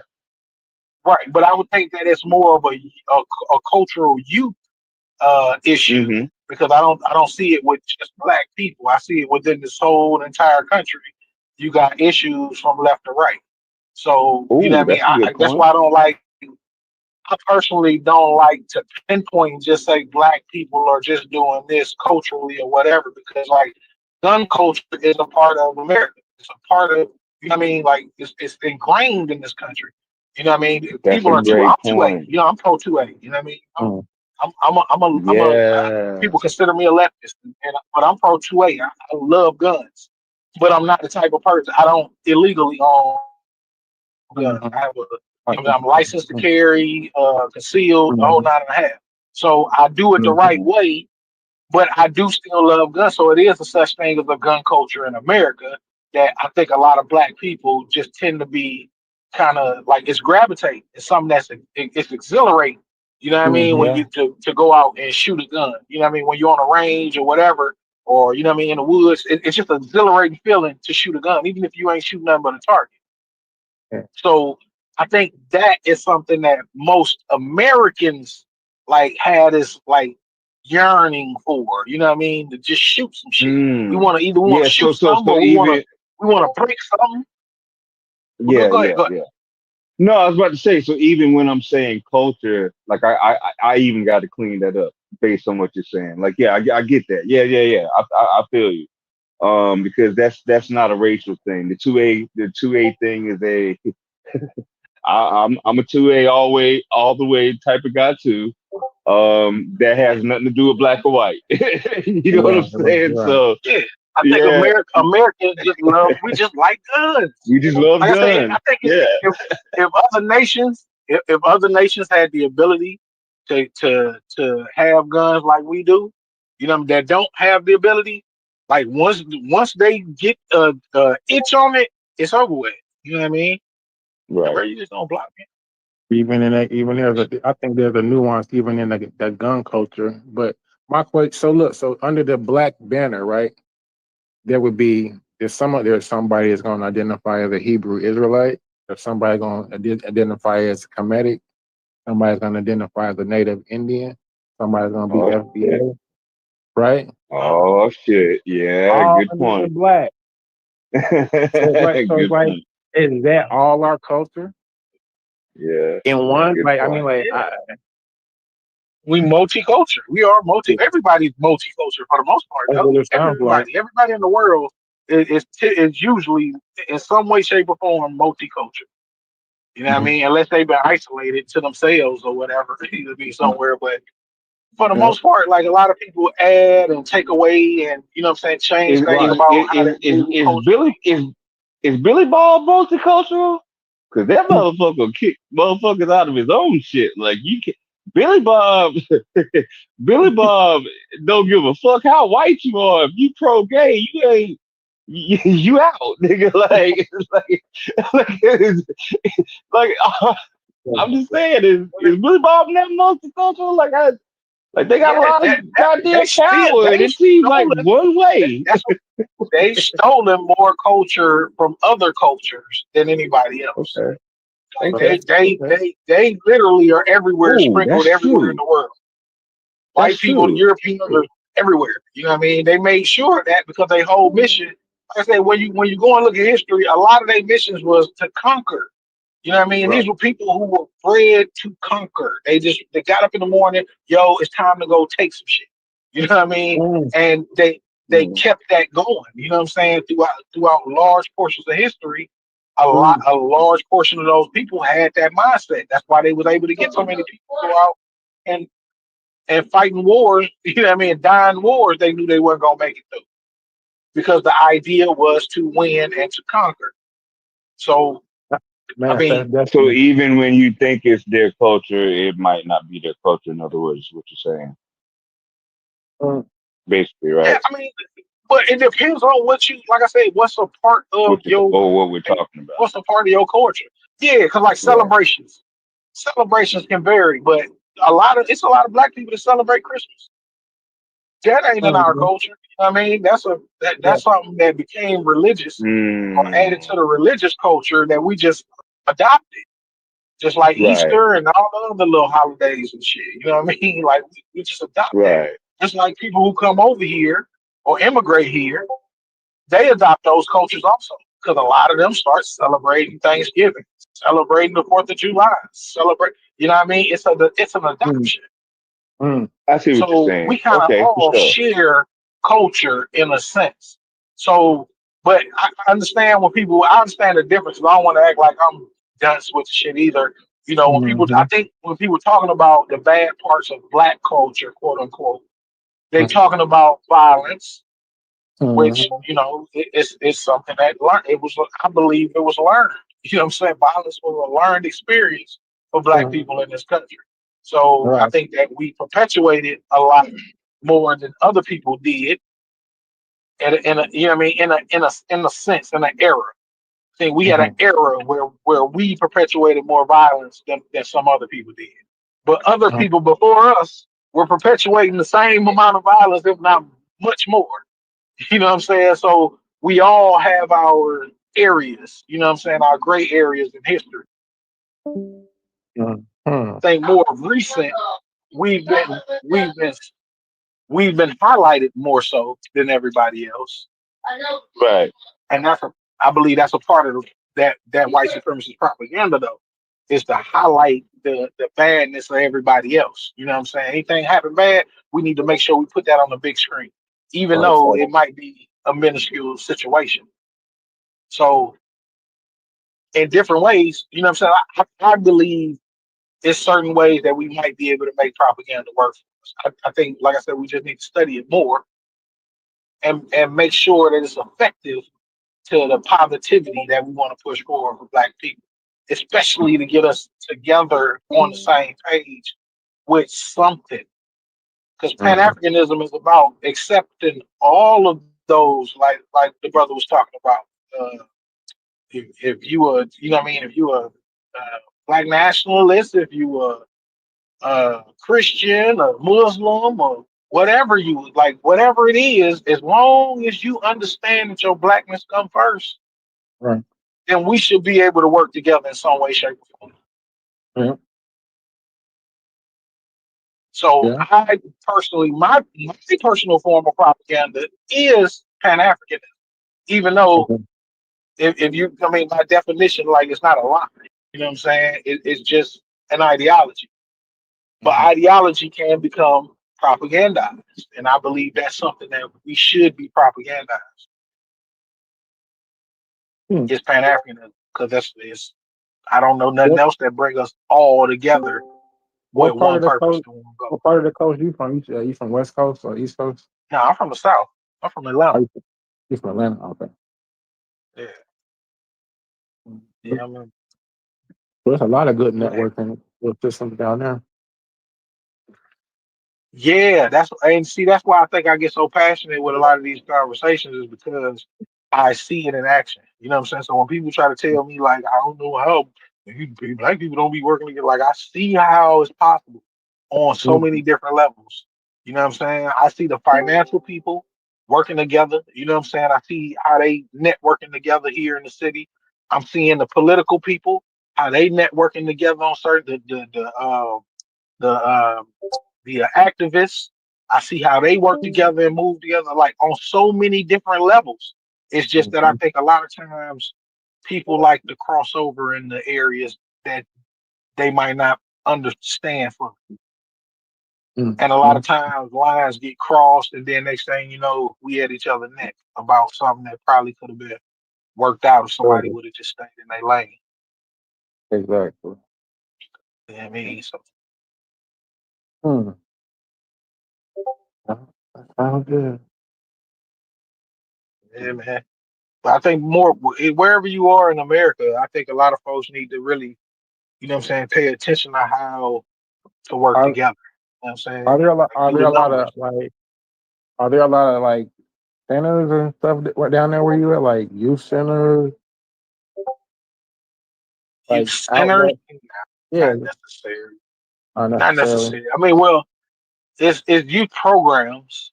I don't know about centers per se, but there are a lot of youth programs. You know what I'm saying? In order to get kids linked up to. I work with well, I don't say a lot. I work with some gang intervention. Um, Folks down here. I'm trying to think of the damn name. For some reason, I just had a brain fart. But Opportunities yeah, for these people.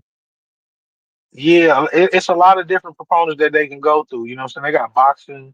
You know what I'm saying? They got football. They got all the sports and all that type of stuff. It's more based around athletics, which I think is starting to change up a little bit, because now a lot of stuff is starting to be based towards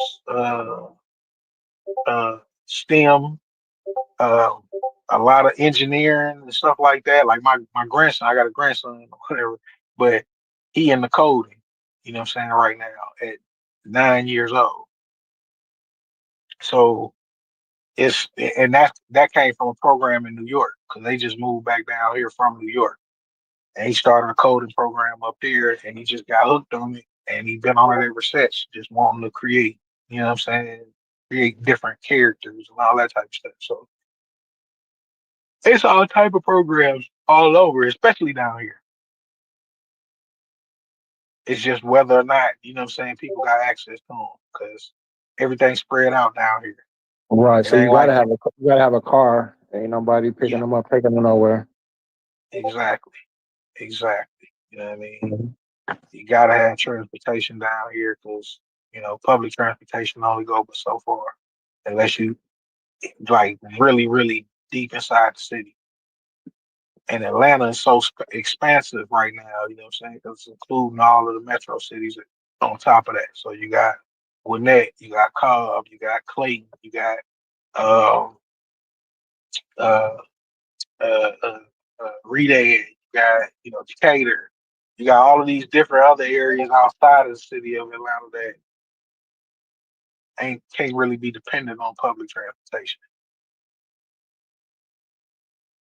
So that's what kind of hurts a lot of kids down here. You stay in rural areas and stuff like that off in the cuts, it's hard to get them, you know what I'm saying, especially if their parents ain't got it. It's hard to get them to their program. So they do a lot of stuff online.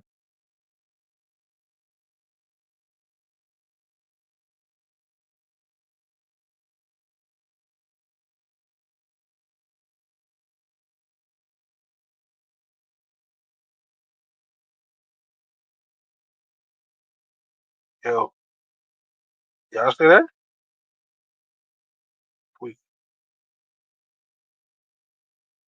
Yeah, we still here. I was just doing a couple things. So.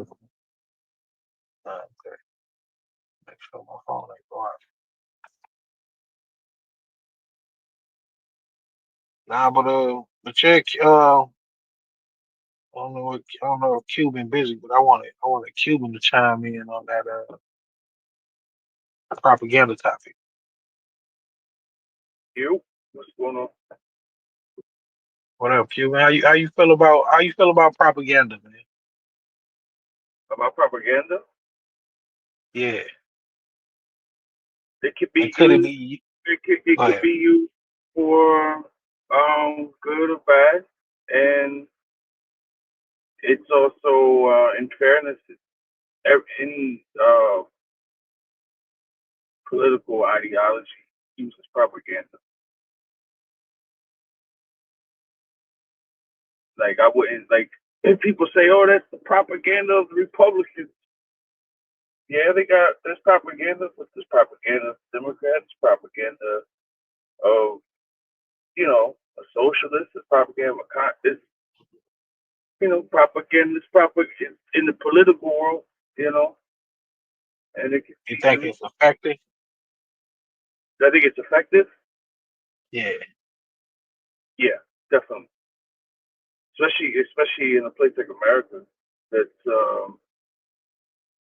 very media driven, and I would say even before YouTube, I mean, propaganda was used in movie theaters, like back in the day, before way before any of us were born. You go to the movies, there would be propaganda towards different countries. If it was like World War II, like that, there's always like a propaganda. If someone asking is propaganda effective, is that really a question? Yeah. Yeah, I want to know how, because the reason I said it is because, like I said, Stupid's had a different reaction. You know what I'm saying? So I wanted to make sure that my bad, I want to see what everybody's reaction was to propaganda. So, everybody ain't gonna have the same opinion about it. So that's why I wanted to get everybody's opinion. Well, propaganda is not only effective; it can be very dangerous. I mean, there's been entire conflicts and wars that started off with propaganda. Anyone who knows history, we all know that, right? So I mean, I guess if you're asking about our propaganda versus, hold on, baby, hold on. I guess if you're talking about our propaganda versus others, like that would be a different question. But propaganda is not only effective, but that shit could be fucking dangerous. Yeah, like I think we all know that, right? So do you think it will be effective for black people to to quote what Stupid said earlier about creating a what did he say? Yeah. So as much as I say it doesn't exist in other cultures, I'm not saying that it wouldn't be a good idea for us. Like we need something. Like, yeah, I'm all with it. I'm all with it. Yeah. What did he say in regards to propaganda? He said that He it was was saying more of creating a doctrine. Oh, I'm sorry, but my bad, Doc. Go ahead. Now you're right, because I couldn't think of the word. It was doctrine. You right. Go ahead. He was talking about creating a doctrine because he wanted. He was saying that propaganda is no good without a doctrine. You know what I mean? So I was saying like, all right, well, should we use the doctrine? Well, he was saying propaganda sucks because it's based on lies. So I was saying that, well, propaganda can be based on truth also. It just depends on how you use it. You know what I'm saying? You can have some truth in some lies and still be able to spread good propaganda. So is it a way that we could use it effectively as black people? You know what I mean? Oh, okay, yeah.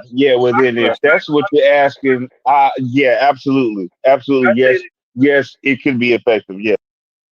The first thing that pops in my head, and I guess because you guys pinpoint, let's say, the black community, you have the propaganda, and I know this was in here the other day about black on black crime. I take the position that that's propaganda by the media. That's propaganda going back to the 90s. That's propaganda with predators. That talk that the Clintons would speak, right? Then I also think of a good propaganda, right? I don't agree with everything of the Nation of Islam, and I think everybody here could agree to that. But socially, the propaganda of the Million Man March, that was a good propaganda. It showed 1 million black men together in Washington of different ideologies, of different class statuses that came under the banner of black people, what black people should be aiming to do towards their people in this country. That's a good propaganda. I don't see that was bad. Now, whether or not what came from the Million Man March is something else, but if people took the concept of what that was about and made application and are consistent with those things, that's a different story. Now, what they do on stage and collecting money and where that money goes, right, that's different. Like, I didn't go to the first Million Man March and I didn't go to or else, but I was at the World's Day of Atonement when he had it United Nations, and the other ones, right? World's Day of Atonement. I'm there. I'm young at the time. I remember how I felt being there. I thought it was very good. I thought it was very positive. I liked the fact of what I was seeing, and I guess also too how I thought in some ways then of what that point of that was about, the atonement. You know, like basically you need to atone because he was speaking to, the atonement of the world, right? For their things that they've done to basically make the world a better place. Sounds good. Felt good, right? Now, I think from there, what you do, what you internalize from that is what matters. You know, you can't rely on anybody, regardless of their position, their status. You know, like say a Farrakhan. You can't sit there and wait for Farrakhan all day. You know, and I think he would probably say the same thing. You would disagree on things, you know, but that overall agenda, I think that was good. And I think that's a good I think it's a good propaganda when you see an outsider looking in at the African American community, I think it's a good thing when you see a collective group of Black people that speak on topics and show people that, hey, look, because the stereotype, Black on Black violence, right? But when you see people are intellectualizing amongst one another and maybe don't agree to everything, I think that's a good thing. It's a propaganda. It's saying, look, we can have a conversation. We can talk about intelligent conversations that might take place in the classroom and the college. But then you got, I think there's good and there's bad propaganda. So, and that's just on that, amongst every ethnic group, there's a good and there's a bad propaganda, and then there's a good and bad propaganda amongst humanity. There's a good and bad propaganda amongst anything. You know what I mean? Like, I was trying to cut, but the first two that just popped up in my head was the United States and like 9/11, the Twin Towers, and kind of how they use that as a way to kind of like invade Iraq. And then, like, that would be a kind of, what I'm saying, propaganda. Yeah. But big ups to that. Yeah, that was big time propaganda. They finessed. I watched the documentary on that just the other day. I'm sorry, I didn't mean to cut you. Go ahead. Oh, go ahead. Well, I didn't see the documentary. Yeah, it was dope, bro. Like they talked about how one of Cheney's little foot soldiers or whatever, he was scared to go in there with the idea to Bush in the first place. You know what I'm saying? Because it came from the idea didn't come from Bush to invade Iraq. It was Cheney. The idea came from one of Cheney's flunkies. And he was scared to bring the idea to Bush, but when he brought it to him talking about oil. And he was talking about how much oil was over there or whatever. And that automatically, sprung George Bush because Bush was an oil guy from Texas. So as soon as he brought the idea up and he started talking about how he could, what they need to do in order to spread this propaganda to get America to want to invade Iraq, and they used the weapons of mass destruction. Yeah. And not only did they use the weapons of mass destruction, but they also used the 9/11 attacks. Situation. Which had nothing at all to do with Iraq. But they made the American people think that bin Laden was being funded by Saddam Hussein, which was bogus. They had they ain't even rock with each other. You know what I'm saying? Like the Saudis or whatever, which is who bin Laden was rocking with at first, and he fell out with the Saudis because they was getting close relationships with America. And when the Saudis got that oil and everything, when they found out how rich they was getting off of that oil, they basically was like they told bin Laden basically wanted to be the one to protect the oil. So and they was like, nah, bro, you know what I mean? You are a little dude. Like we can't, you don't do enough. Like you ain't big enough to protect what we got going on. So they called it America and was like, look, we want y'all to protect our oil. You know what I'm saying? And America's like, cool, tell you what, we're protected, but shoot, we need to come put a little military base over there. So, that was like a big old no-no. You know what I'm saying? So, but the Saudis saw how much money they was making, and they was like, shoot, all right, bro, you know what I'm saying? You just keep that money flowing, then we'll let you put a base over here. You just can't put no flag on it. You know what I'm saying? We'll put you a little, a little plaque right here to say you the United States or whatever, military, but you can't put no flag on our soil at all. So when they did that, they allowed the Americans over there to put their base over there and shit. Bin Laden and them got super pissed off, of course, because, you know what I'm saying, they was real anti-Westerners. You know what I'm saying? They wasn't with none of the West had going on. And they wanted to be self-reliant. So they definitely didn't want America on their soil.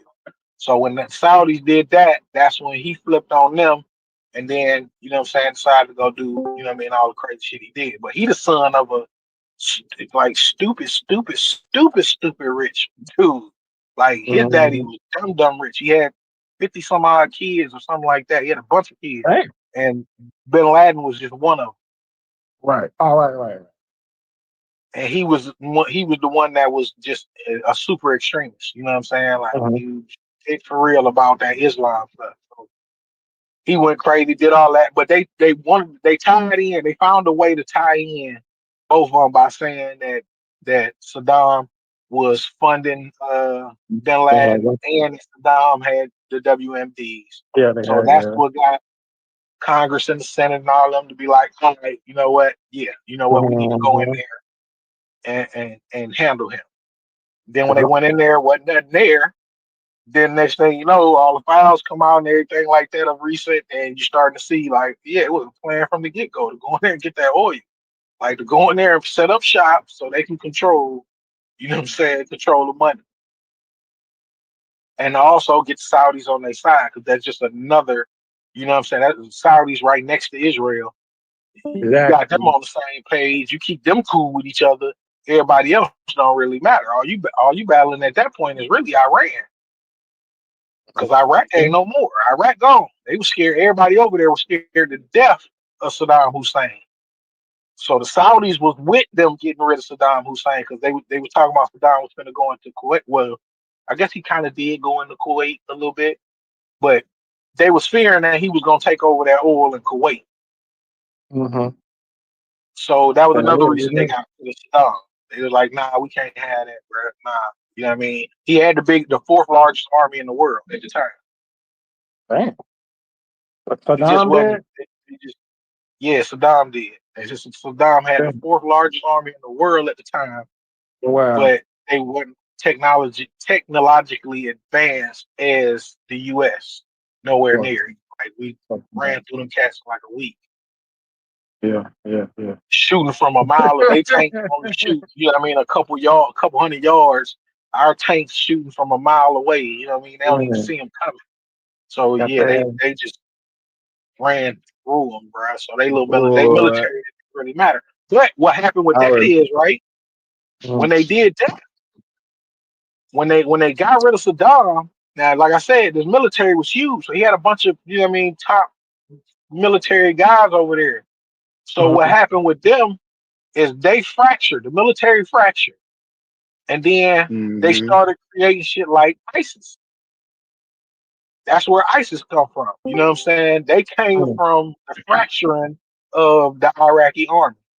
Right. As a matter of fact, I'm trying to think of that particular what they called those before they fractured off and became ISIS.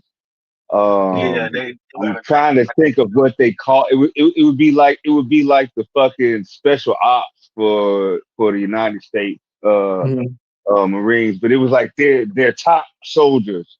Like that's like not the National Guard, not the National Guard. It's like the fuck what the name of those fucking guys. Yeah, I know it was something that had to do with them over there. So I can't remember. Yeah. I hear you, but you know what I'm talking about, though, Dot. Yeah. But you remember when they marched through, though? You remember when they marched through Baghdad and they tore the statue down and they went through Tikrit and fuck it, like, bro. All that shit was wild as fuck. They hung that man on camera. Right, but all the destabilization, though. All the destabilization though that it caused though afterwards, like the fucking streets was wild. After that though, and didn't nobody want to show that shit. You know what I'm saying? Like they wanted to show the troops marching through Baghdad. And remember when they pulled the statue down and shit, and motherfuckers was running up and hitting the statue with flip flops and shit and all kind of shit. Yeah, they want to show the aftermath though. Yeah, the shit was wild after that. That was the propaganda, though. They wanted to show the people that was angry with the regime. You know what I mean? Right. They wanted to show them people and show it like, oh yeah, you know what I'm saying? Like, you know, what was the word we started this topic on? They not freedom, but they were liberating. Liberating. Yeah. Yeah, they were liberating They these didn't people. want to show the destabilization though. They didn't want to show that though. Exactly. So what came from that destabilization is ISIS, who they've It's been ISIS. in the battle with for how many years now? You know what I mean? So Facts. and they've been in Africa. Yeah, from that, from those, I cannot think of the fucking name of it, man. Those elite fucking It wasn't Iraqi Ayatollah. soldiers. Was it Ayatollah? Say it again. Was it the Ayatollah? You might be right. You might be right. It was something like that. It was something like that. But those elite fucking, the elite army members, it would be like the baddest of the baddest. That's where ISIS came from. Like, part of it, not all of it, but that's partly where ISIS came from. Like them badasses from the fucking like we kind of it's called the Republican Guard, Iraqi Republican Guard. Was it the Republican Guard? I had said that, but I'm not sure if it was them or not. Yeah, Okay, I said that, but I'm not sure if it was them or not. But yeah, I think it was the Republican Guard. It was like the fucking the special ops. It was like the elite. It was the elite of the elite. Yeah, that's what branched off to form ISIS. Yeah, we did that. It's a SRG. Yeah, that might be what you're talking about. SRG. Yeah. Okay. Yeah. I'm not sure. I'm fucking it up, but I just know that are y'all familiar with Hitler? Are we still talking about propaganda? Are y'all familiar with Hitler and how he came to? You talking about the Promagant? A little bit. Okay. That might be another example of propaganda and how he came to power and got everybody up out of there. And propaganda is effective, and it can be dangerous when used the wrong way, but it can be it's effective either way. Whether you want to use it for right or wrong. Like, propaganda that's some real shit, bro. Well, see, it was good for the Aryan nation, but it was bad for the Jews. You know what I'm saying? Like, they felt like it would have been good for them to follow that propaganda, because all of them Aryans was out there burning books and Bibles and everything out there. They was doing that as a people. Like, the people were behind that German Aryanism. Mm-hmm. So it wasn't just Hitler. It was actually the people who got behind him and believed in what Hitler was kicking, and he was just kicking what they wanted him to kick. He was just putting it out even more. But that's what they felt. That's what them people felt in their hearts. They hated the Jews. That's why they was able to do that shit. They didn't have like specialized people. They got normal, everyday, average people to go in there and work in the internment camps. So the Nazis were Commandant Vladimir Lenin. Yeah, that's like that shit was that shit was real. So the Nazis were just a political party, right? That just came to power, right? Right. Basically. They by Hitler's command. Let me add something here real quick, guys. Just for clarification. Hitler ran in an election. He did not win. Then the Chancellor of Germany, he essentially they wanted to use Hitler to go against the communists. They thought they could control him, and the Chancellor gave him power, or essentially like sanctioned him in some way. Then, when he got power, he took over the government in like 53 days. And they didn't have elections again, I think, until after World War II had ended. By the way, just another thing. Hitler went to prison for going against the government. I didn't know. You don't want another thing to trip you out? Hugo Chavez went to prison for going against the government. Really? And I think, if I'm not wrong, Castro also. They all went against the state. Castro. Yeah, they all went against the state, got convicted for it, went to prison, and then came back out and ended up running the same state that they went against, and kind of ran it into the ground for the most part, most of them. Anyway, that's all I'll say. I didn't know all of that. Interesting. Yeah, see, a lot of and that's why I stay on mute a lot of times, because like I need to brush up on my history. A lot of this shit I used to be able to shoot off the head with, but I can't now because I'm having some medical problems.